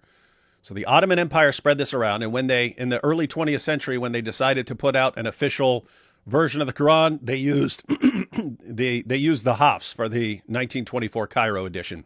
And even then, it took them 7 years to try and compile one. That's how messed up this whole system is. But anyway, what Jai and DOC are pointing out there is Hafs, the guy who transmitted the most popular and most common version of the Quran that's used today, was not trusted to even transmit a hadith. In other words, if a hadith scholar is looking at a hadith and he's looking at the chain of transmission and who transmitted it, if he sees Hafs on there, if he sees this guy who transmitted the main version of the Quran that we have today, if a hadith scholar sees Hafs on there, he says, oh, this is a weak hadith. You can't trust this guy. Why? Look up at the top. He's a liar. He's a thief. He's a fabricator. He's a distorter. He's unreliable. And it went through Asim, who was known for having a bad memory and unreliable. So what guys, there are two possibilities here. Either you take your method seriously and you don't trust stuff from people who are regarded as liars, thieves, fabricators, distorters, and so on, in which case, throw out your main version of the Quran. Or even you don't take your methodology seriously, Saajid, because what you want to say is, well, okay, this is Hafs, and Hafs is regarded as a liar, a thief, a fabricator, and so on, and it goes through Asim, and well, he's known for having a bad memory, and he's unreliable, but you know what? The Quran's just still as good as gold. Okay, then you don't really believe that your methodology, you don't believe in your methodology, you don't take it seriously. Why do you apply it to everyone else? Why do you apply this stupid methodology to everyone else when it's a joke? Exactly. This is just sad and pathetic, guys. And Saajid, one of the many scholars that didn't like Hafs and said he was a thief, guess who? Your beloved Bukhari. Actually, you know what? I have we have like a grocery list of scholars who talk about Hafs here. I don't know. Let's see. Where do we want to start? Oh man. Let's give him the names that he might know. Okay. You want it back on the screen or? Oh. We can there you just go. say, I mean, I tossed it up on the screen. There you go. Yeah, I was just gonna say we have like a grocery list of we have like Bukhari, the one that he just mentioned, the great Imam Bukhari. oh, this is Hadith 1 of Imam Bukhari. Yeah. That's what Bukhari said about your Hafs. Yeah. That you get your Quran from. He's abandoned in Hadith. And guess what else he said? Right? No, not this one. We got a bunch of stuff here. Yeah, Imam Bukhari right there. He tells us that Hafs he stole books. Okay, he would take people's books and he would copy them. And plagiarize. He'd plagiarize Just like them. how Muhammad did to the Bible. But we want to be clear that these were not the books of Allah that this thief was stealing. These were not books because they didn't have the 3 letters on them. Yeah, right, exactly. Okay, so yeah, that's that for now. Yeah, for now. Yeah. All right. And I just want to add. I've quoted this before, but people don't understand what a joke the Hadith methodology is, according to scholars. So you have Muslims who you just have to, as a Muslim, accept this methodology, even though it was invented by men. And it shows that your religion is very men-centered. It's men who are coming up with all this stuff. It's human beings who are coming up with all this stuff. But they treat it as if this is like directly from Allah. It's not. But here's what. There are actually non-Muslim Hadith scholars. There are non-Muslim Hadith scholars. There aren't a lot of them, but there are non-Muslim historians who are experts in the Hadith. They think of this system as like a joke. Like you have to really struggle to get reliable information from the Hadiths because they're late and they were written in a period where the guys are fabricating sources left and right. They're just doing it. They're cooking up sources like they're cooking up falafel. But let me go ahead and give you a quote. This is not from an Islamophobe. This is not from a critic of Islam. This is from a guy who is trying to defend Islam against Islamophobes. And he writes a doctoral dissertation on how we can't know that Aisha was 9, so we should all drop that objection. And I've seen Muslims use this. Say, Joshua Little, he says we can't even know how old Aisha was, you see. His argument is the hadith methodology is so screwed up and unreliable you can't trust much of anything from the hadiths. And his dissertation is basically wrecking the hadiths and showing where they really came from. But here's the sort of summary of the reliability of hadiths. He says that hadith are unreliable, that any given matan, that's the content of the hadith, cannot be taken at face value as an accurate datum from the first Islamic century, and that any given isnad, that's the list of names, cannot be taken at face value as an accurate record of a matan's provenance, cannot be seriously contested for multiple reasons, saying you can't seriously contest that we can't take these things as reliable. And he says for multiple reasons. First, there is an overwhelming prior probability based upon the ubiquity of fabrication and pseudepigraphy in late antique and medieval religio-historical, pagan, Jewish, and Christian ascriptions, meaning everyone during this time is just making things up to justify various positions. You can't trust them. Secondly, there is the high frequency of contradictions within the hadith corpus, which necessitates the occurrence of a huge amount of fabrication, interpolation, and or mutation, and therefore skepticism towards any given hadith. He's saying there's so many contradictions in the hadiths that are all classed as sahih, that you realize there's something really screwed up going on here. Thirdly, there is the ubiquity of fabrication and interpolation, both reported and demonstrable, in the hadith corpus, which again casts doubt upon the rest of the corpus. In other words, even in the hadiths, they're talking about people who are inventing things left and right. Fourthly, there is the rapid, extreme mutation and growth of reports that evidently took place over the course of a century or more of oral transmission, which means that any given matan, regardless of the isnad, is likely at best heavily distorted and at worst obliterated beyond its original form. So best case scenario, it's going to be heavily distorted. Worst case scenario, it's going to be obliterated beyond its original form. Why is this relevant? Because Saajid would look at these exact same hadiths and say, these are as good as gold. This is indisputable because it's got a list of names.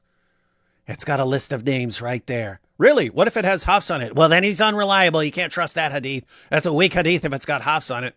Okay, the Quran you use is from Hafs. Oh, then it's as good as gold because Hafs, yeah, he's really, really great and would never lie. Somehow this makes sense. Somehow this makes sense then. Actually, since we're on this point, maybe I will share the screen one more time because I want to get this on there. But on the topic of hadith, he mentioned this point before about hadiths being preserved in the original language on one of his other videos, and I had an example here. There's a hadith where Muhammad is said to have spoken in a way that wouldn't be like his dialect in Arabic, but it would be a way that like someone from Yemen would speak. So in Arabic, when like generally speaking, with very, very few exception, like maybe the northern region of Yemen, even today, instead of saying the definite article as al, they say m with like am. And so there's a hadith that circulates where instead of Muhammad saying al, it says m. And so the question is this hadith authentic? Because, why would Muhammad speak like that? And so Ibn Hajar comments on this. And if it's authentic or not, you can debate about that. But listen to the reasoning that he uses. He says, it's possible that, the person Muhammad was talking to was speaking in his dialect that he's accustomed to speaking. And when he narrated the hadith, he was narrating it in his dialect. And so he narrated it with the wordings which he heard it in, like the Yemeni dialect. And he says that this is the most plausible view, that the hadith is, so this would mean that the hadith is not preserved verbatim, word for word, as Muhammad said it, but it's preserved like, okay, a narrator heard it this way, and then he might have spoken it in his dialect, and that's how it was eventually written down. So you're not getting the exact words of Muhammad.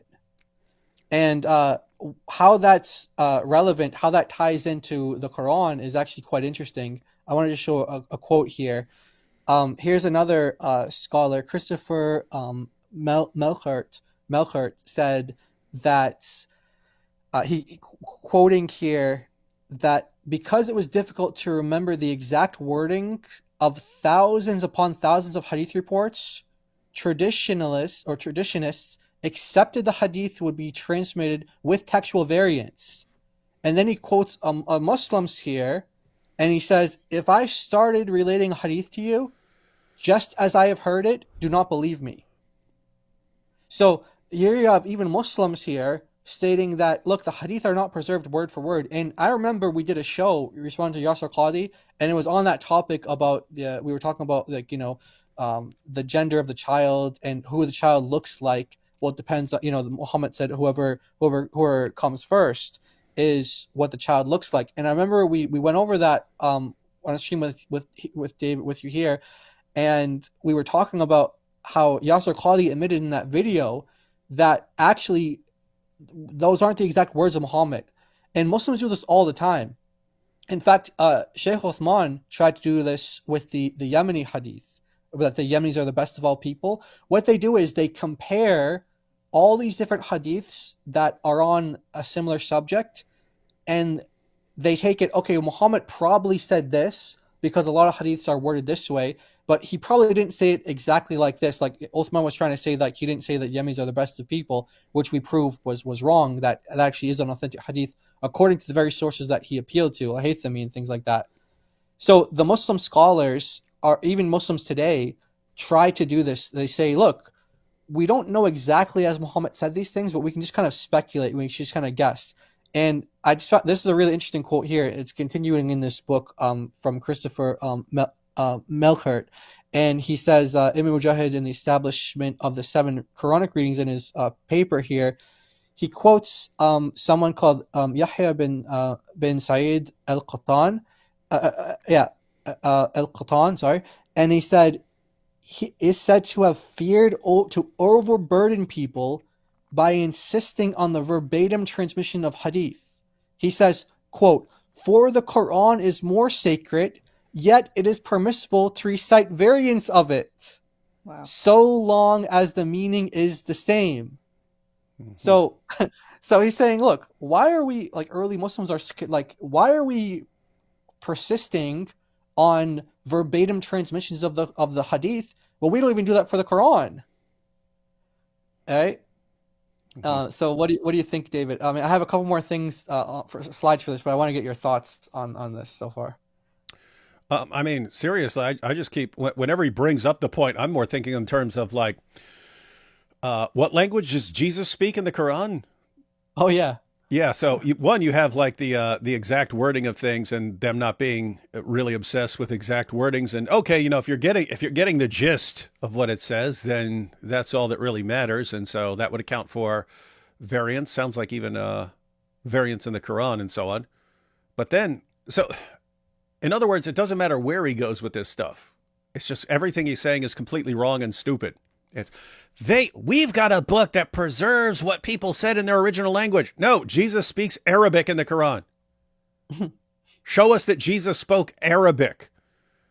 You've got the Gospels are written in Greek. Guess what? That was a common language at the time. That's like English. That's like, are you shocked if you go to France and see someone speaking English? No, why? Because lots of people speak English. That's the common language of the time.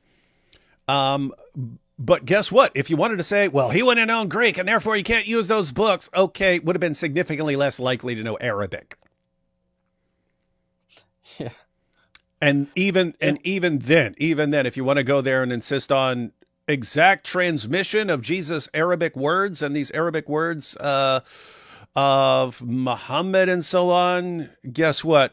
The people who are transmitting these things apparently didn't think it was extremely important to have exact words. Exactly.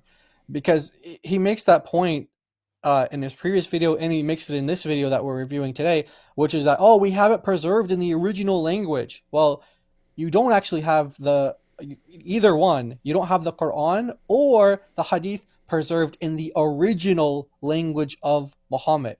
That doesn't mean that it's not in Arabic, but it's not as he said it.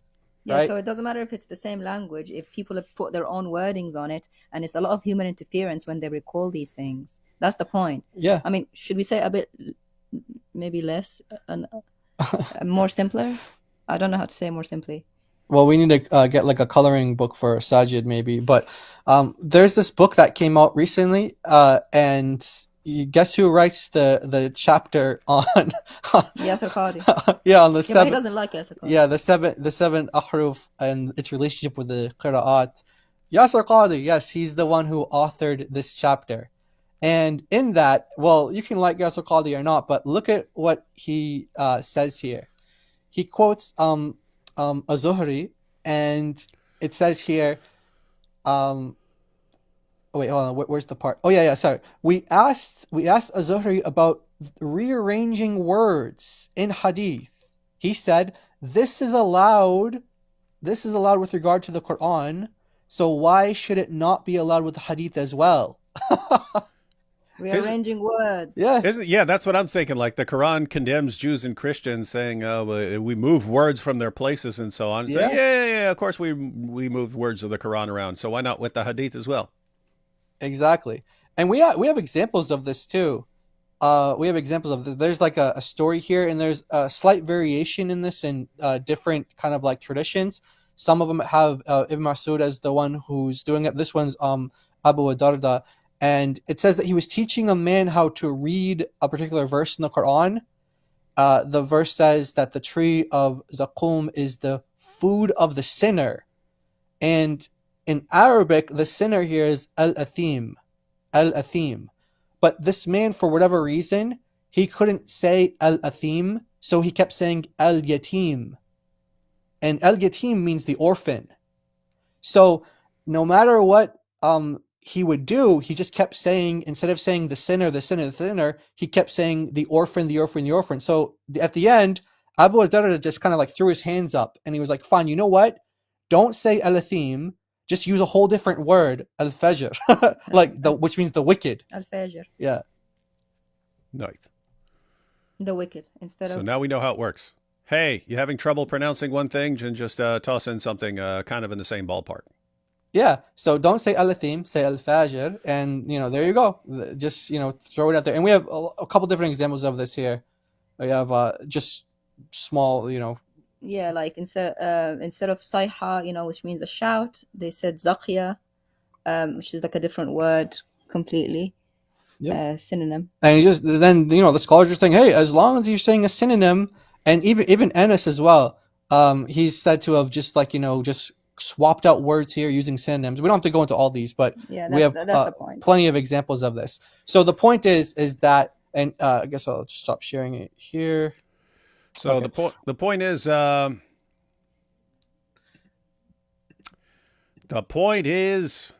everything Saajid lays down as a criterion, his stuff actually fails. He just doesn't know it. Exactly. And so like the Quran, and by the way, when we get into a couple of more examples, like when we go into like chapter 15 verse 9 and its interpretation, we're going to see through other verses in the Quran that the companions had no problems, or the companions and the successors of companions had no problem saying that there were errors in the Quran. They had no problems. They were like, yeah, this is an error here, that's an error there, and we're gonna see that. But basically, the point is that Saajid wants you to believe that the Quran is preserved exactly as Muhammad said it, but the sources in Islam just don't allow for that. They're like, nah, you can say synonyms. And what Yasser Qadi proposes is that there's instead of like verbatim kind of like repeating what Muhammad said, he kind of proposes a divine permission model, which is that you just have this permission to use synonyms. So not necessarily the case that Muhammad said it like this, but you have this permission to kind of like swap out words, as long as they mean the same thing. So they do that for the Quran, they do it for the Hadith. So these books are not preserved in the way that Saajid is presenting.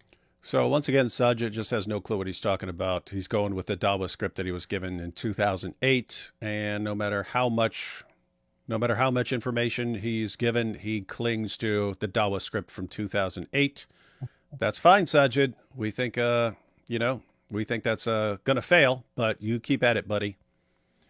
Okay, let's go back to Saajid here. Possibly be misquoting the Prophet ﷺ, because we're talking about divine revelation. It says, حدثنا الحميدي Abdullah ibn Zubair. So what is this? This is the name of somebody who narrated this hadith. And he said, قال حدثنا Sufyan. He heard from Sufyan, who said, حدثنا Yahya ibn Sa'id al-Ansari. And so on and so forth. There is a chain of narration with these names. And this chain is scrutinized. Every person in this chain has to fit certain criteria. This is something that testifies to this promise that Allah made in the Quran of preserving the revelation He sent down.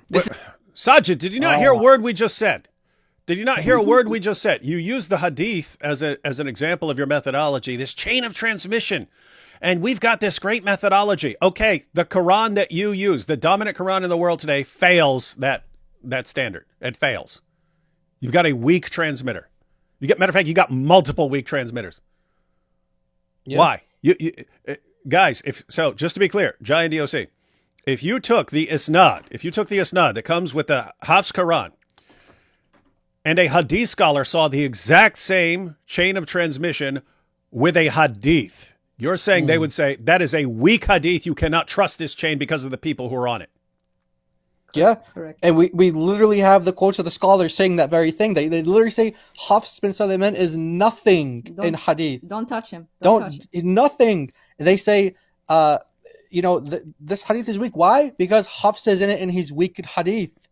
And, they like to say, oh, but he's weak in hadith. That doesn't mean he's weak in Quran. Well, guess what? Why is he weak in hadith? Because he's a liar, a fabricator, right? Those traits transfer over. So it's not just like it's not just like the matter of having a memory where like, okay, somebody has a good memory when it comes to, I don't know, history, and the other one has a good memory when it comes to some like set of trivia facts or something. It's not just like you're good in one area and you haven't studied much. Yeah, I'm good at math, but bad at reading or something like that.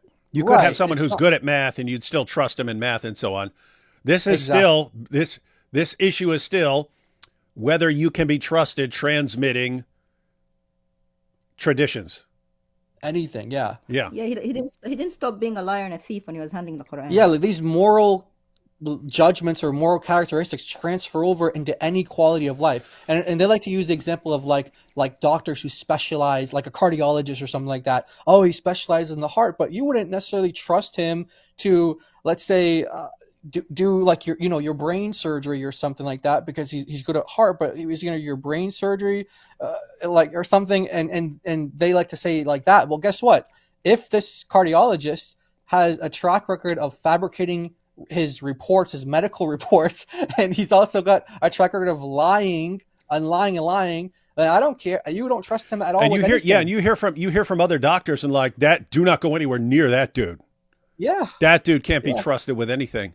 So everyone watching, pay attention to what's going on because Saajid doesn't say it, and there's no scenario where his followers are going to hear it from him.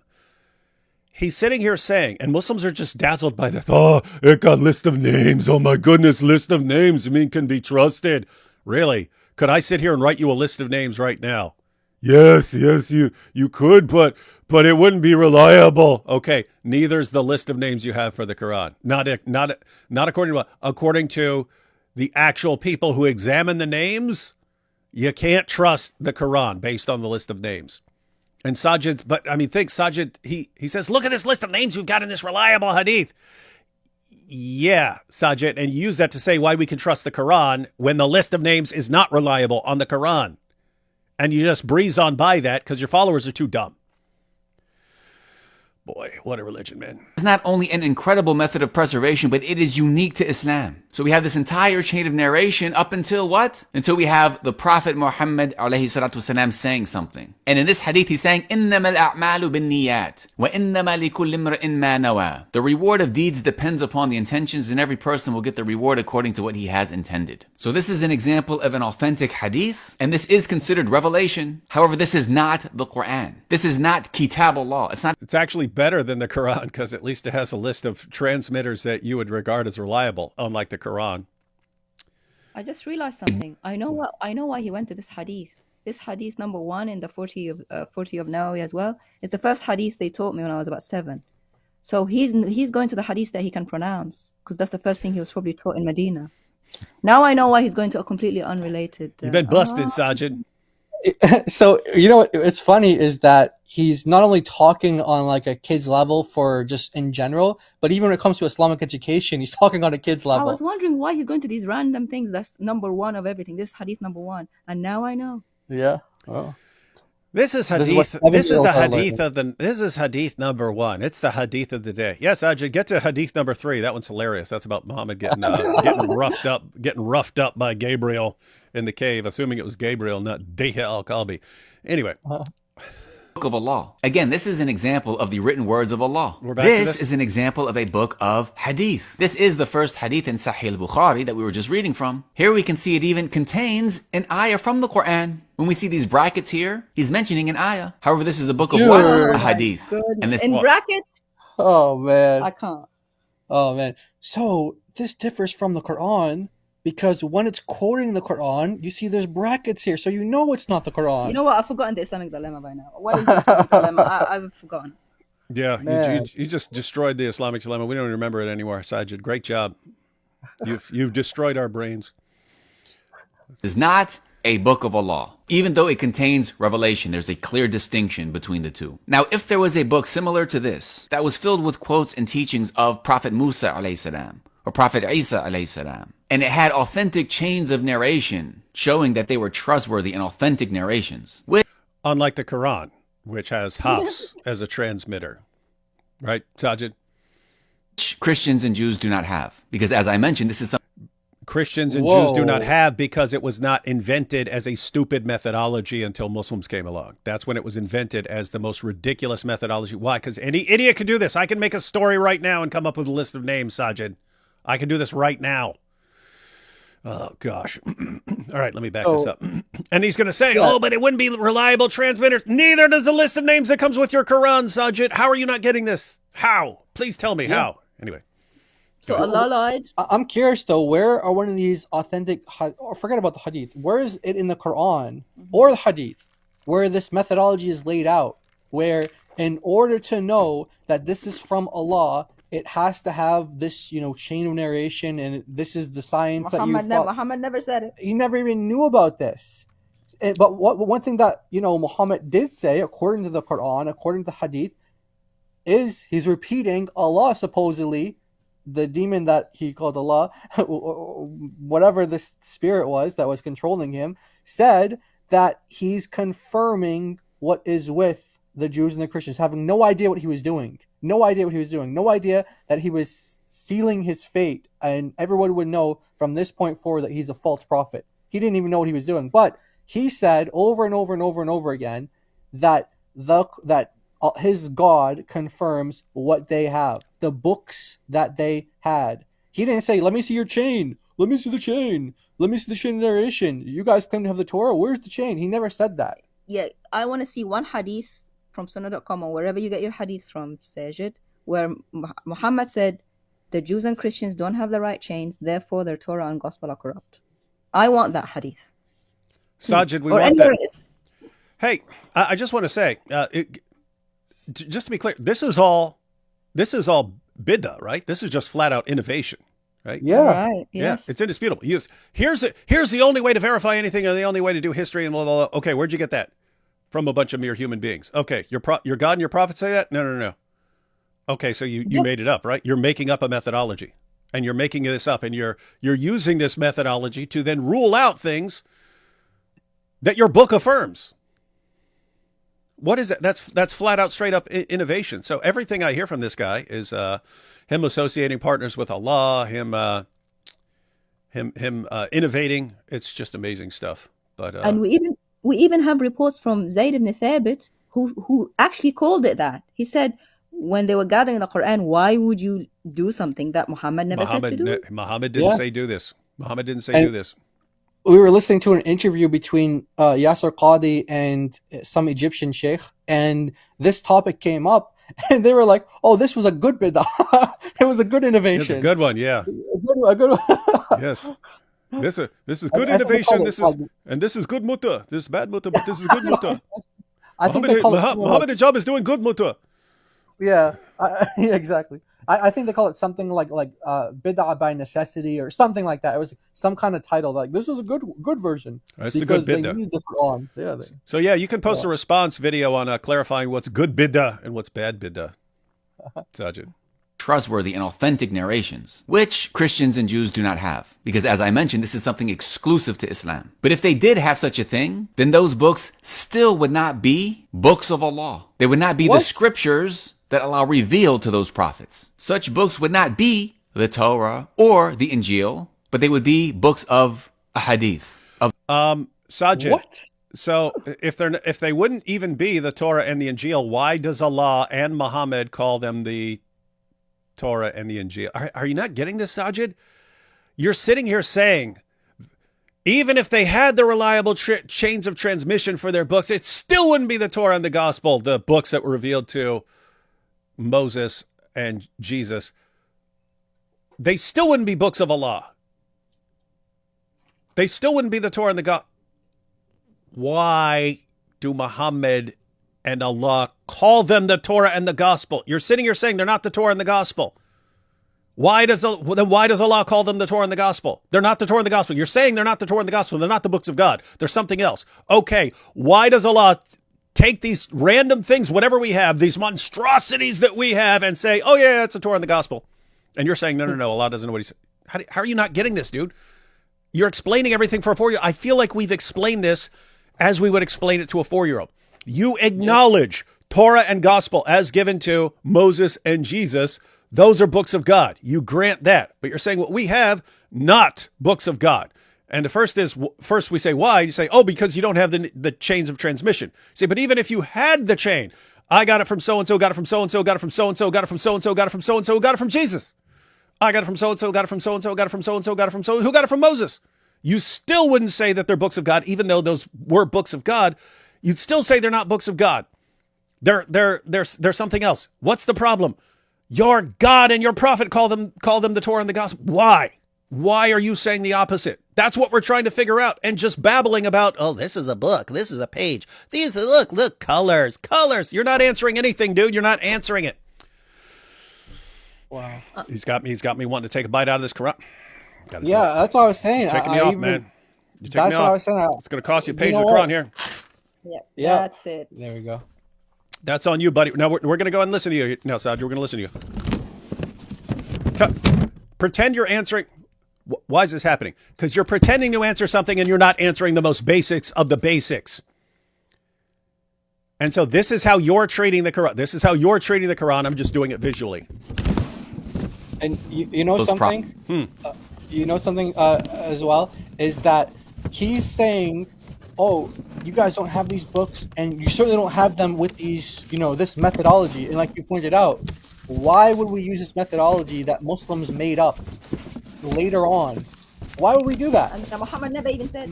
Yeah, even your fake prophet, your false prophet, never even gave you this criteria. Never even said anything about this. And he had no proof. Give me a hadith where Muhammad said, you know what, the Torah and the Gospel, they're just a hadith. Where does Allah say that? It's no more the Torah and Gospel because their chains are messed up or whatever. Go on, David. All right, let's listen to him.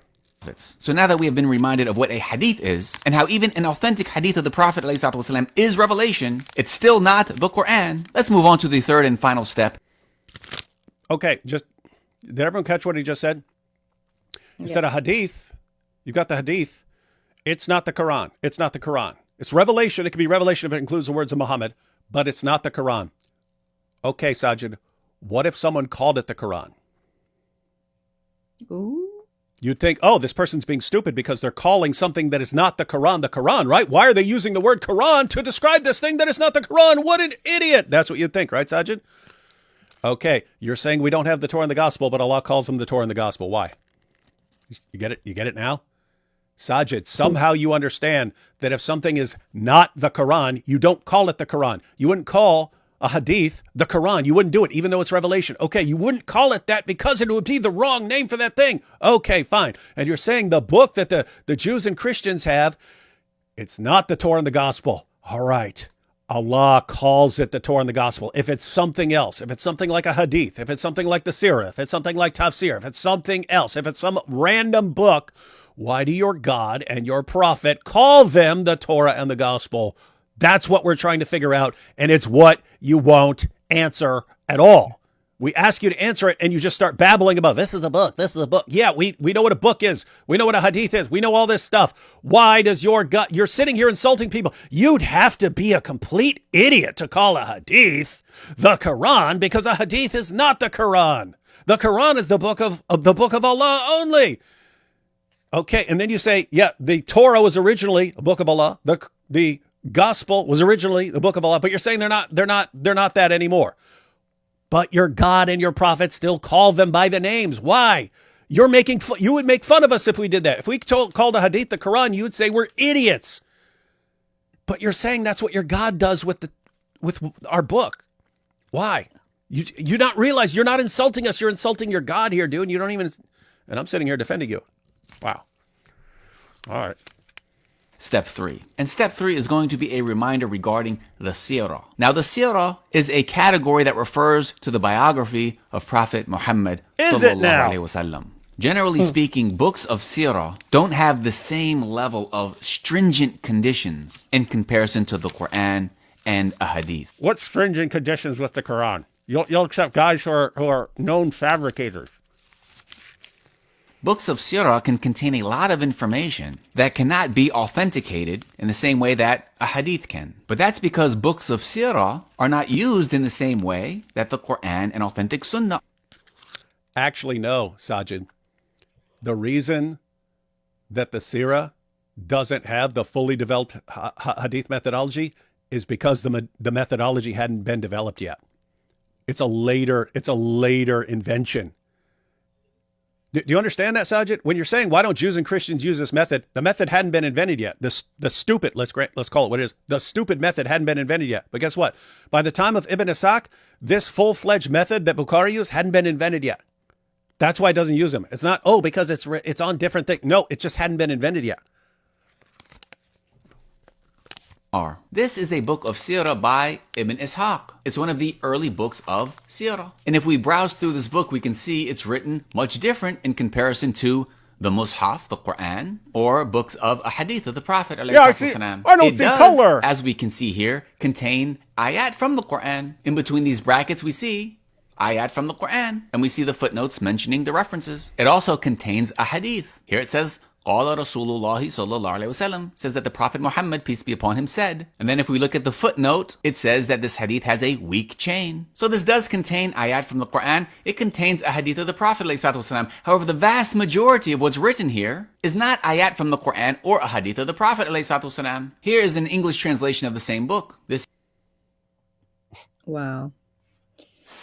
Will you get to the point, dude? Get to the point. This is what Syria is. Look, and that's the Arabic, but here's the English. Look, here's an English translation of this of Sirat Rasulullah. Isn't this He's trying to say that our books just have part of what the verses from Allah, and the rest is human. Parts. That's human. right. That's right. And here's we want everyone to take this away. This is where he's really going with this, ladies and gentlemen.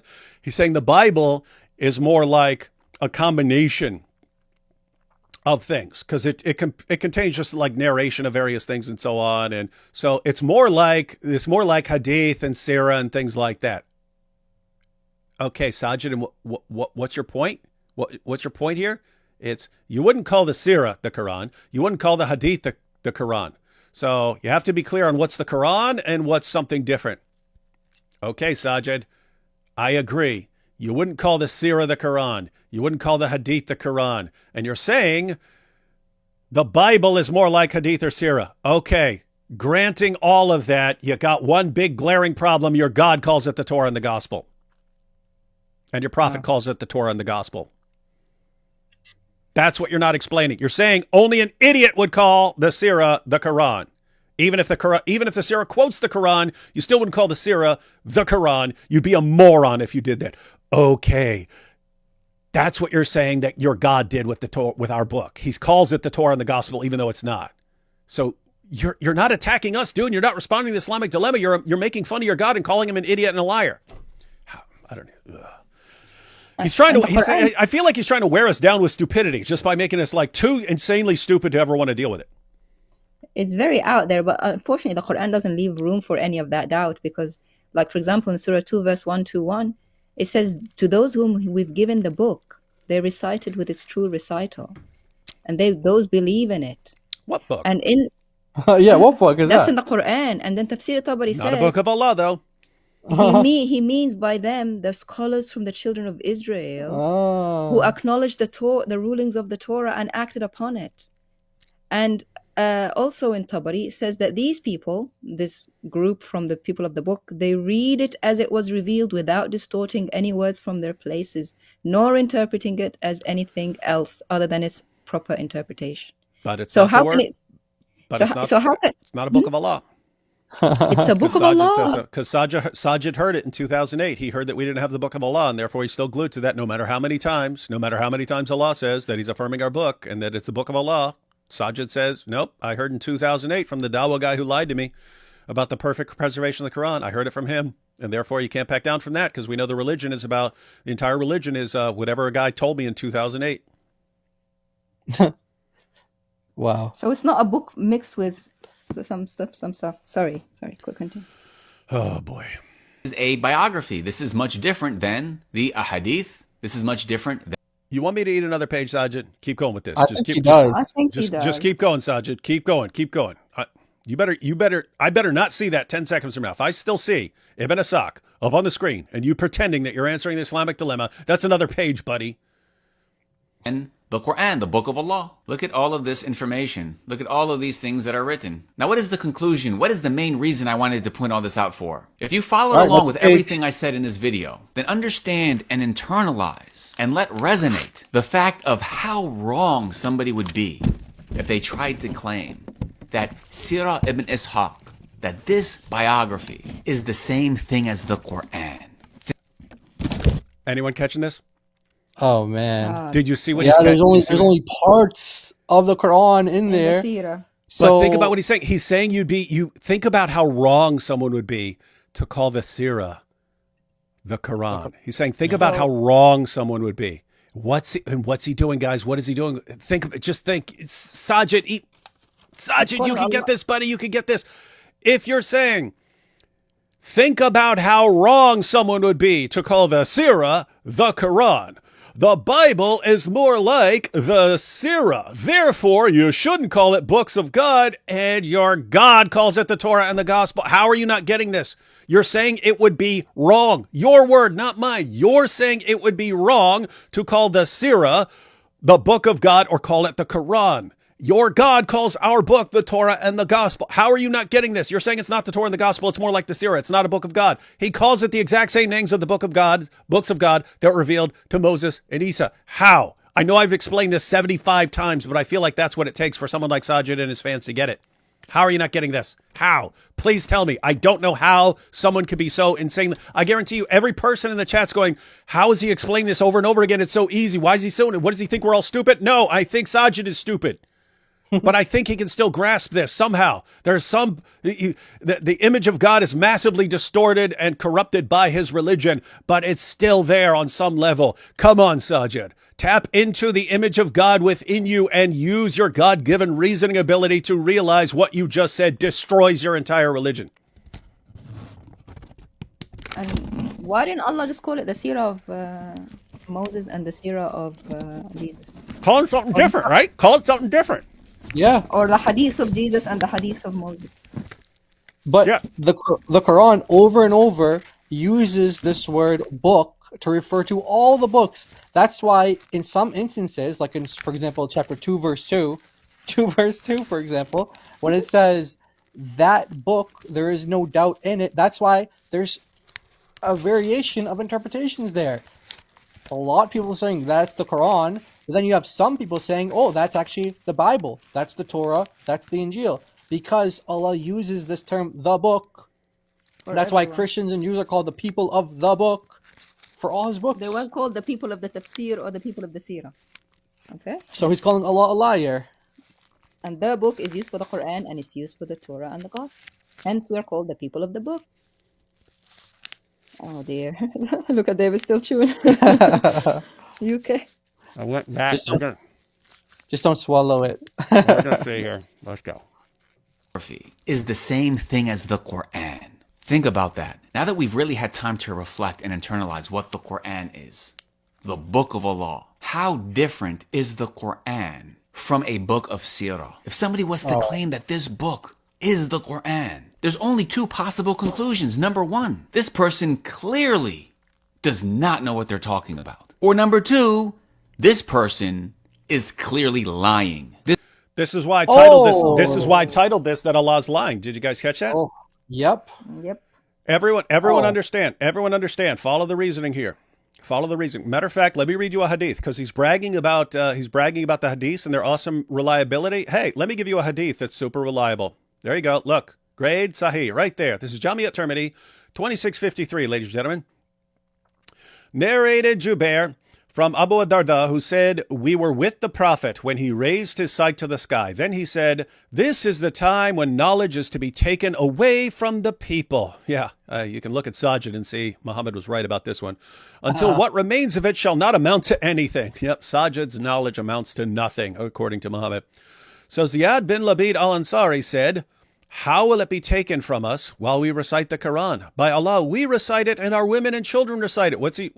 Think about what Muhammad's saying. He's saying knowledge is to be taken away from his community. And a Muslim, one of his followers, objects, "Wait a minute, how can knowledge depart from us when we have the Quran? We're sitting here, we're reciting the Quran. We've got the Quran. Knowledge can't depart from us. We've got the knowledge. We're like Saajid. We've got the Quran. Look, different colors. We've got it. Oh, look, starts with 3 letters. We've got it. How can knowledge depart from us? It's impossible, Muhammad." How does Muhammad respond? He said, "May you be bereaved of your mother, O Ziyad." Pretty nice. Pretty nice to how he responds to someone trying to defend the Quran. "I used to consider you among the fuqaha of the people of Al-Medina." Those are the scholars or jurists. "The Torah and the Injil are with the Jews and Christians, but what do they avail of them?" Oh, did he just call the Torah and the Injil the Torah and the Injil? He didn't call it Sirah books or Hadith books, so he's wrong. Muhammad is wrong. Wow, he's a liar, according to Saajid? Or he doesn't know what he's talking about. These are the two options. What's going on, Saajid? Wow. You guys see the reasoning, by the way? Everyone is watching. Do you see the reasoning? Because Saajid, when he sees Torah and the Injil with the Jews and Christians, he would say, "No, they're not with the Jews and Christians. They're just, it's some other book. It's like Sirah. It's like Sirah. It's something else. It's just like Sirah." Okay, what does your prophet call them? What does your prophet call them? You said, Saajid, you said, not me, you said that if someone were to call the Sirah the Quran, how wrong they would be. They would have, your words, you said they would have to be completely ignorant or a total liar. Right? You said that. Okay. What does your prophet call the books that we have, that Jews and Christians have? What does he call them? You say that we have something that's more like the Sirah. What does your prophet call them? Your prophet calls them the Torah and the Gospel. You said that would be wrong and that the only way someone would call the Sirah, the Quran, the only way that someone would call our book the Torah and the Gospel, the Torah and the Injil, the only way someone would do this is if they're ignorant or deceptive. What's that mean? It means your prophet is either ignorant or deceptive. And since your God repeatedly calls our books the Torah and the Gospel, that would mean your God is either ignorant or deceptive. Now, I'm going to assume that you believe that your God is all-knowing, and so you don't want to say he's ignorant. So that would leave you with what? Your God is deceptive. But with Muhammad, you could go with ignorant or deceptive. So you tell us, was Muhammad ignorant about the Torah and the Injil, or was he deceptive, Saajid? It's one or the other. You said those are the only two possibilities. You said that, Saajid.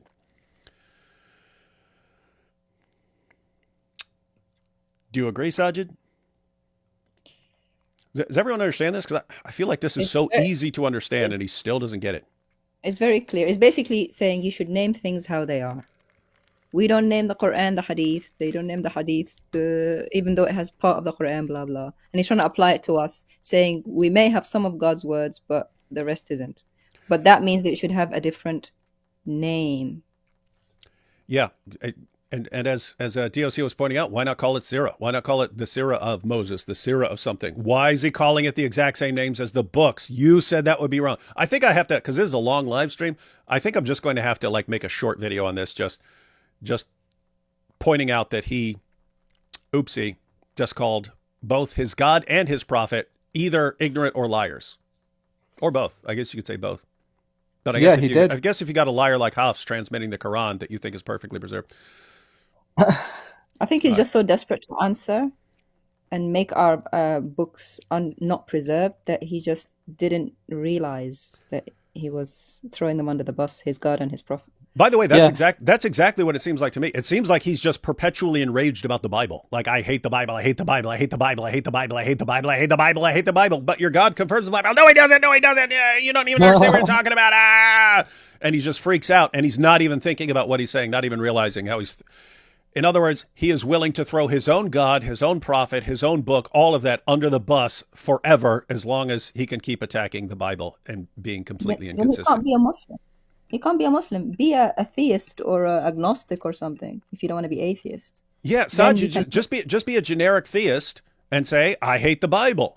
You clearly hate the Quran, the way you're treating it. Yeah. So just say, I reject all these books. I reject them all. They're all garbage, and I just believe in God. Just do that. You're making no sense here by saying, I believe in this religion when I'm contradicting everything it says.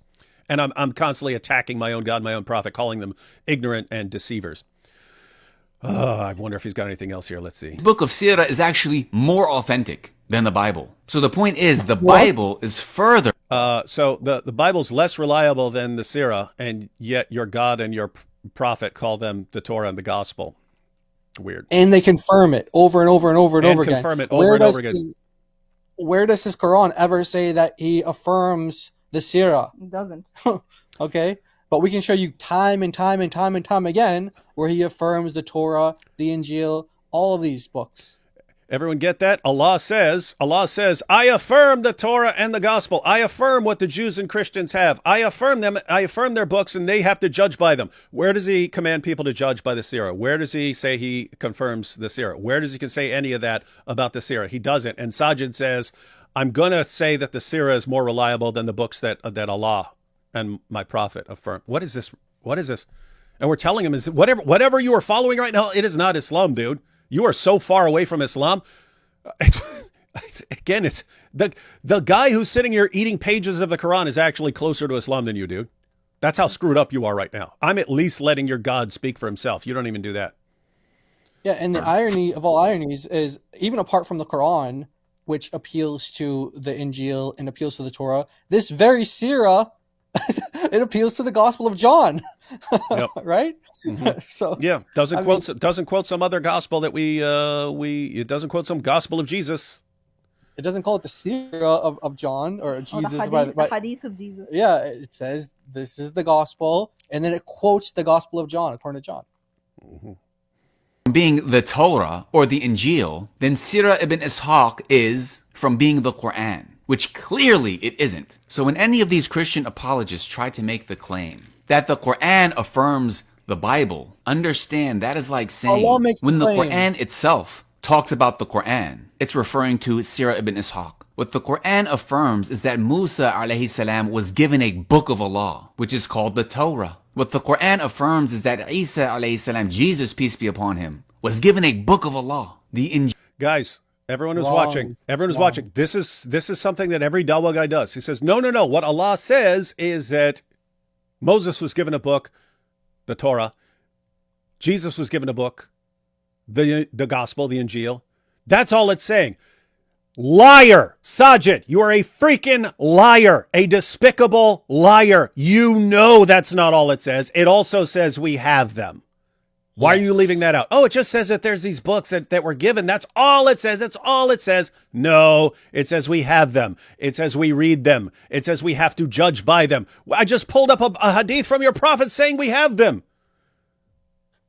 How are you saying that all Islam says is that Moses and Jesus were given these books? You are a liar, Saajid. You are a flat out 100% grade A liar at this point. I used to think better of you. I do not think that. I think you are as despicable a liar as any Dawah guy. You may be into different things, from Muhammad Hijab, but you're every bit as much of a liar as he is. 100%. I 100% agree. This guy is a huge liar. He's the Quran. Like Hafs, dude. You are the Hafs of this generation, man. Yeah. A liar. He should rename himself from Saajid, name himself the Hafs. Yeah. Because that's what he is. He's a liar. The Quran is only affirming that Musa was given a book. And it's only affirming that Isa was given a book. Dude, it says over and over and over and over again that it's confirming what's in their hands, what's with them. It says that they read it with the true recital. True recital of the book. What book, Saajid? What book? Like, it's not just saying, they were given a book. That's it. No, in Muhammad's time, there were the books existed. The book of the gospel existed. The book of the Torah existed. The Bible existed in book form. The Quran is saying that it's read. In fact, it says that Muhammad is written, 7 verse 157. He's written in these books. So over and over and over again, and in fact, Muhammad is said to ask the people who read the book before you. In chapter 10, catch verse that, 94. Saajid? What book? Saajid, you're saying it's not a book of Allah. Why is Muhammad told to go and verify his revelations with people who are reading a book that's not from the book of Allah? That's not a book of Allah. Why? It's just Sirah. It's just made up later Sirah. Why would he be sent to verify his revelations with something that's not a book of Allah? How would that confirm that his revelations are from Allah? You make no sense, dude. And you don't get it. You believe a dawah script. You do not believe in the Quran. You don't. You don't believe in the Quran. You don't believe in your prophet. You believe in a dawah script that contradicts you. What does that mean? It means you believe men and not Allah. And that, according to your own prophet, makes you a mushrik. Yep. This Quran is an example of what a book of Allah looks like. And the Bible is nothing like this. If you know what the Bible is, it doesn't even pretend to be this, but rather the Bible, but Allah pretends it is a less authentic version of something more like this. And if people understand how far the Bible is from the actual Injil, the actual Torah, then you're saying, so Allah says that we have the Injil and the Torah, and you're saying if people understand how far the Injil and the Torah are from the Injil and the Torah, what? We'll be confused why Allah's calling them the Injil and the Torah? they will see how the entire idea of an Islamic dilemma completely crumbles. Because that's not what we're everything saying about at their all, buddy. dilemma depends on somebody falsely conceding to the idea that the Bible is the Torah or the Injil. Because Allah says it. Everything in the Islamic dilemma depends on us taking Allah's words seriously when he says Torah and gospel. And so if you just don't take Allah very seriously and you assume when he says Torah and gospel that he's not talking about Torah and the gospel and that he's just saying Sirah, then the Islamic dilemma falls apart. Great, Saajid. I think he's done here. Let's see. Best, thank you for watching. Inshallah, we will continue in future videos. Oh, May great. Allah guide all of us. May Allah forgive us our Please. shortcomings. Jazakumullahu khairan. Subhanaka Allah. Keep them coming, Saajid. Keep them coming. You're doing a bang-up job, buddy. Yeah. You know what he's also saying is that, and this is something that he's been saying throughout, but he's saying that these will have to include the teachings of Moses, the teachings of Jesus. And he's saying that actually what we have today, it's more like a biography. It's not actually the teachings. Well, guess what? The Quran describes, falsely, wrongly, but it tries to describe the birth of Jesus. That's a biographical detail. It's not a teaching, right? It's not a commandment. It's just giving you a detail saying, hey, look, this is where he was born. He was born, And his with mother. Moses. And with Moses. And with too. Moses as well. So And with everyone, Mary went here and did this, and Mary gave birth, and Mary did this. It's all just biographical stuff. But if the Bible contains biographical stuff, it's Sirah, and you can't trust it. So he's throwing out massive portions of the Quran here and saying they're just Sirah. Yeah, so the Quran can contain biographical details, and he still thinks that it's the Quran because it's written in color and stuff, and he can, whatever. It's got three letters. It's got 3 letters. If it doesn't have 3 letters, it's not from God. It's got no quotation marks and whatever else. It's But the extremely Bible dumb, thinks- extremely dumb, ladies and gentlemen. Yeah. And what's funny is that the passages in the Bible he was talking about were actually teachings. Like he was giving the teachings about divorce, adultery. Those are teachings that Jesus taught. Those are commandments. So he knows that the Bible contains commands and teachings. Also, it includes biographical details, Just like the Quran. just like the Quran does. But And also, if He the Bible provided no- contains biographical material, it's just, it's Sirah, and you can't even call it the Bible. I mean, you can't even call it a book of Allah. What is this? What is this? Unreal. What a This liar. is insanely stupid. Yeah, he's definitely degraded in my eyes as well.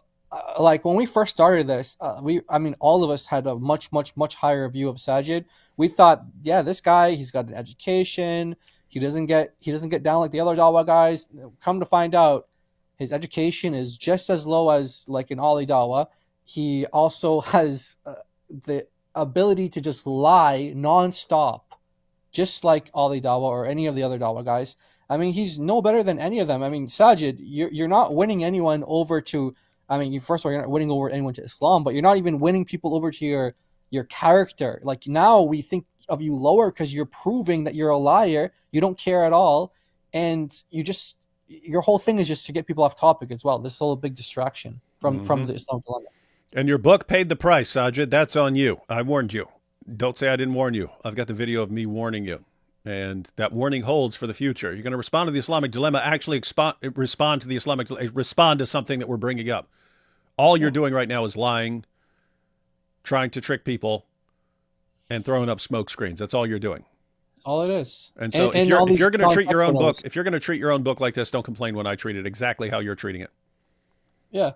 And all his non sequiturs. So, it's got 3 random letters. It's got colors. Well, therefore, it's the word of Allah, and there's nothing like it, dude. Hey, Saajid, I'm gonna show you what you're like, buddy. I'm gonna show you what you're like right here. Something happened way back in the day with the Quran. Look at this. Surah 15, same chapter you quoted, Saajid. You quoted chapter 15, verse 9. I'll quote verses 90 to 91. Yusuf Ali, we got the Yusuf Ali, the Shakir, and the Palmer. Yusuf Ali.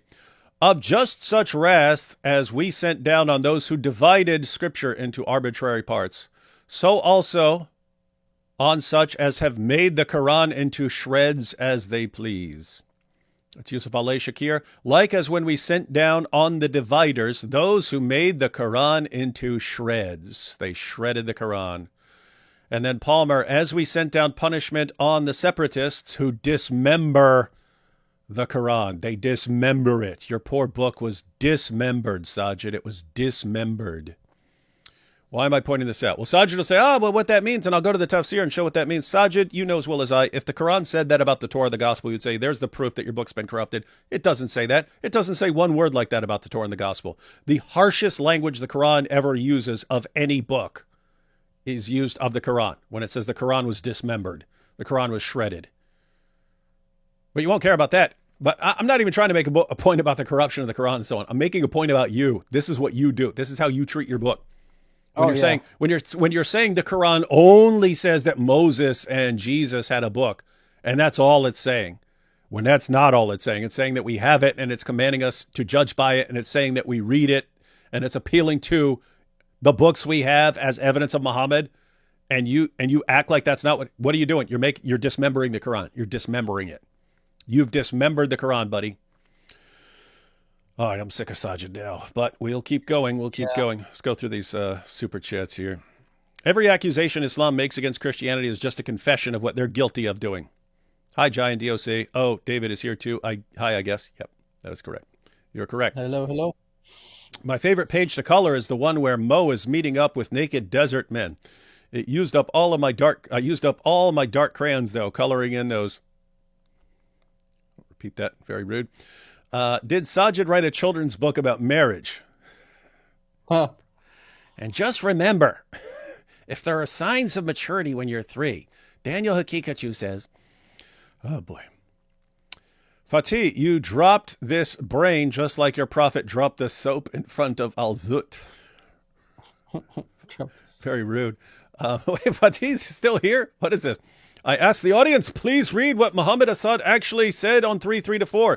His translation He's still going on about this? and comments are online. David, I dare you to show them. You can't. Yeah, because they're... You can't? Oh, man.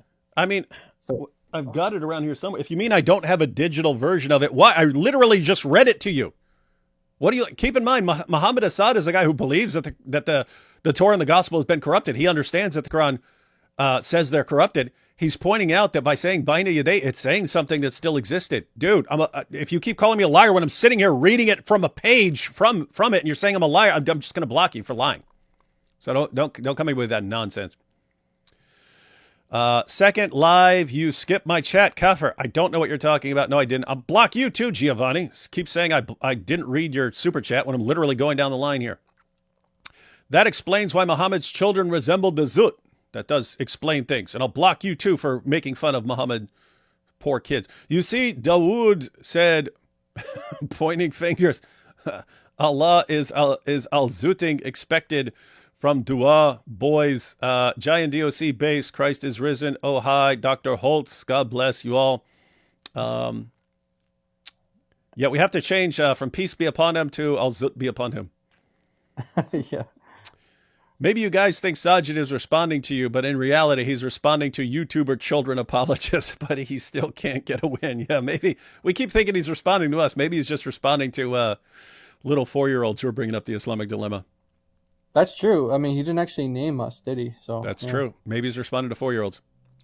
Does every time a Muslim super chat, they are doing reverse jizya? Yeah, they're giving me money in acknowledgement of their inferior arguments. No, Allah doesn't need university. It don't befit His Majesty. You see, I make bigger argument. I win, you lose stronger. Me strong than you. All this is correct. That is dawah. This is an authentic hadith of the teachings of Muhammad written, but how many years after he died? Exactly. Yeah. Yeah. Bukhari, 2 centuries after the events. Mission Imam possible here. Nabil's former friend, Oxford student. UK's election results significantly impact email plan I sent you. If I resend, will you be able to check it out and let me know if there's interest in the project? Yeah, I read that. I would have some modification suggestions, but yeah, send me an update based on what happened in the UK because I'm not familiar with that. I love how everyone picked up the high-pitched book. Yeah, everyone, you got to say book from D. You're all wrong. Hafs shows how reliable he is by not stroking his beard in public. That is correct. Al-Bukhari was a coerced Bukharian Jewish convert who deliberately sabotaged Islam by documenting its sickness. He planted a time bomb to expose its nature in the information age. You could explain everything was actually Mossad. Mossad is responsible for all this. They inserted all this stuff knowing how we would be able to use it in the future. They reject Bible by eyewitness, no chain required. I wonder if this chain of narration was created after they burnt all the variants to try and cover up the clear human intervention. Yeah, that's a silly method. We literally have lists of transmitters for the Gospels. Look up apostolic succession lines plus reliable manuscript trains to back it up. Regardless, it's not how you do it. I mean, you'd have someone like Matthew, let's say, and Matthew writes a gospel. It circulates. It circulates all over the place. Eventually, it's compiled into a Bible. And these guys said, "Where's your list of? What are you talking about, dude? What are you talking about? Where's your list of names of this method that we invented later? What are you talking about? Who does history like that? People don't do history like that today. They have the stupidest methodology of all time. And then it's somehow everyone is supposed to be impressed by this. And no one else in history knows how to do history except these guys. It's like insane and delusional. And you see the results. They can't understand basic arguments. How can they claim the Bible is corrupted since eyewitnesses wrote it, then point to their book? Did Allah hand it to Mo with his 2 right hands? Then they point to their dropped out of the sky, like the cow. Yeah, and guys, I mean, think the main takeaway. So we've got actually understanding how the Bible is transmitted and so on. We've got textual criticism. We've got things like that. None of that is the real issue. The real issue is their book affirms our book. Their book affirms the inspiration of our book, the preservation of our book, the authority of our book, even over the Quran itself. And Saajid wants to pretend that it only affirms initial inspiration, nothing else, and that is flat out lying. He's flat out lying to his followers at this point. And I showed a hadith from Muhammad saying the same thing. Torah and the Gospel, which according to Saajid, all it says is the initial preservation of the Torah. I mean, the initial inspiration of the Torah and the Gospel. That's all that the Quran is saying. We've got not only Allah repeatedly in the Quran, we've got Muhammad himself saying the Torah and the Gospel are with the Jews and the Christians. If it's something else at that point, why does he call them Torah and the Gospel? Why? Saajid points out that it would be a huge mistake to call something that is not the Quran, but it's his God and his prophet who are calling what we have the Torah and the Gospel. And therefore his God and his prophet are either ignorant or liars. If he wanted a chain of narration for the Gospel, it is readily available. Narrated Mark, who got it from Peter, the disciple of Christ. Nice. Regardless, it's given by Allah and preserved and protected by Allah and guarded by the Quran itself. Candid with Lubna quit. Will D. Wood join AP's live? Yes, of course. No, D. Wood is boycotting AP. Yep. It will become a tsunami. Indeed. It will become a tsunami. Get your testimonies ready, guys. The harvest is ready and the workers are few. Pray and try to be ready. And will Muhammad Hijab star in Brokeback Desert? We don't know what's going on with Muhammad Hijab, but it's not pretty. But we'll be going through some Muhammad Hijab stuff tomorrow, ladies and gentlemen. Maybe this will be the last one because I don't know what could possibly come out after this crazy stuff. But looking really bad for Muhammad Hijab. So just wanted very quickly show people what we're talking about. So, according to Saajid, this stuff is not in the Quran. The Quran does not say this stuff. Ready? O children of Israel. This is talking to Jews of Muhammad's time. Surah 2, verse 40. O children of Israel, call to mind the special favor which I bestowed upon you, and fulfill my covenant with me as I fulfill my covenant with you, and fear none but me. Here we go. And believe in what I reveal, confirming the revelation which is with you. Confirming the revelation which is with you. Confirming the revelation which is with you. No, the Bible's only saying that the Torah was given to Moses, not saying that people during the Muhammad's time have it. Confirming the revelation which is with you. We got verse 42, cover not truth with falsehood, nor conceal the truth while you know it. How do you know it? How do you know what the truth is if you don't have the book, according to Saajid? Verse 43, and be steadfast in prayer, practice regular charity, bow down your heads with those who bow down in worship. Verse 44, do you enjoin right conduct on people and forget to practice it yourselves, and yet you study the scripture, the book. How do we, what do we study? According to Saajid, it's not from God. It's not a book from God. What do you have here? Verse 85. So it's a long verse. Look right in the middle of it. This is criticizing Jews for not following all of their book. Look right in the middle of the verse. Then is it only a part of the book that you believe in, and do you reject the rest? Talking about their book, the Torah.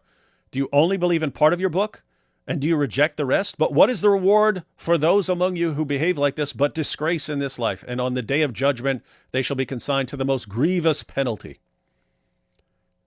What does Saajid believe? No. The book that Jews and Christians have is filled with a bunch of stuff that's not the book. It's not from Allah. Okay, so why does he say we have to believe in all of it? Why does he say he will send us to hell for not believing in all of it? You're saying we shouldn't believe in all of it. Why are you saying the opposite of what your God says, Saajid? Verse 89, and when there comes to them a book from God confirming what is with them. Saajid, is it confirming what's with us? No, it's not. No, it's not. It's not. Only an idiot would think that. Only a liar would say that. And so Allah says it, so he's an idiot or a liar, one or the other, or both.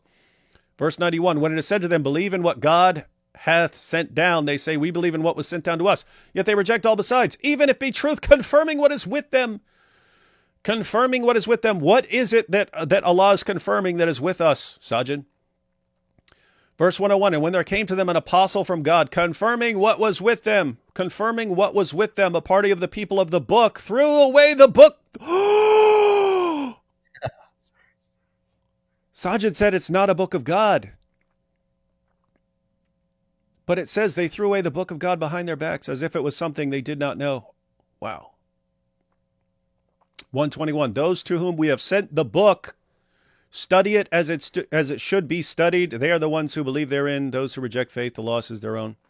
Saajid.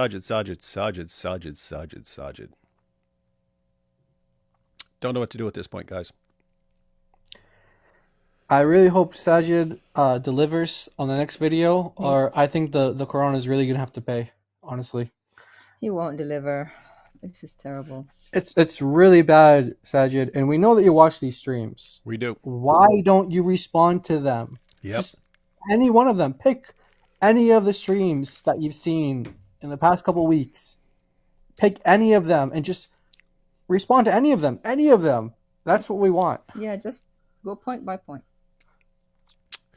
And Saajid, at least respond to at least one verse that we actually use that's actually important.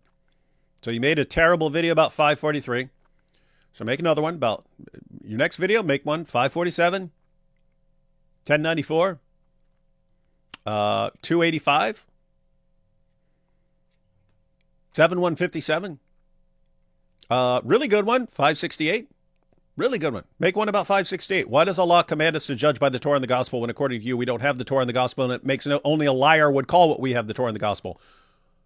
Tell us why you think Allah is a liar and that he's leading us astray by telling us to judge by a book that we don't have. Interested in knowing. All right, last two super chats here. Mo knows very well that Brown is dominant. He does understand the genetics. He learned that from the night of Al-Zut. We have no pope. We hope that through Christ we get a great pope to lead us. God bless you, Daoud and Jai and the DOC. We've said repeatedly they should get AP as pope, but they're not listening to us, sadly. All right, guys, any final thoughts before we close out? This has been another travesty just watching him. Seriously, I don't think this is what he's doing, but it seems like it. It seems like he's trying to wear us down by being as terrible as possible till we just give up. It's like, this is too annoying to respond to because it's so insanely stupid. That's what it feels like. Yeah, I thought at some point he's trolling us, he's baiting us with like silly things that he knows we'll just give up, and then he'll have the last word and think this is actually it. That he's won. But you know what? Dawah has really deteriorated since I was Muslima. Like, people like tried to do Ahmadiyya stuff, the Zakir Naik, a little worse, but not this bad. This is real bad. Really bad. Like, it's something that you can debunk just from a verse from the Quran, which isn't even a great book to quote for anything. And you can just quote a verse and debunk him. And he didn't show any proof that Muhammad said, you know how far this Torah and Gospel is from the real revelation? He's just talking from his brain. It's terrible. It is. Yeah. It's all like Dawah script. It's like, this is the Dawah script, so I'm going to keep saying this. And we're pointing out, dude, what you were taught with the Dawah script makes no sense given what the Quran says. You were saying the exact what you were saying with the Dawah script is the exact opposite of what Allah says. And he says, they say that I'm wrong because of the Dawah script, but let me just tell you more about the Dawah script. And that's it. Yeah, man. I really hope that not just Saajid, but I hope other Muslims are listening to this and they're seeing this. There's got to be a few of you out there who can acknowledge that Saajid is not engaging with the Islamic dilemma. Be at least honest enough to admit that, okay?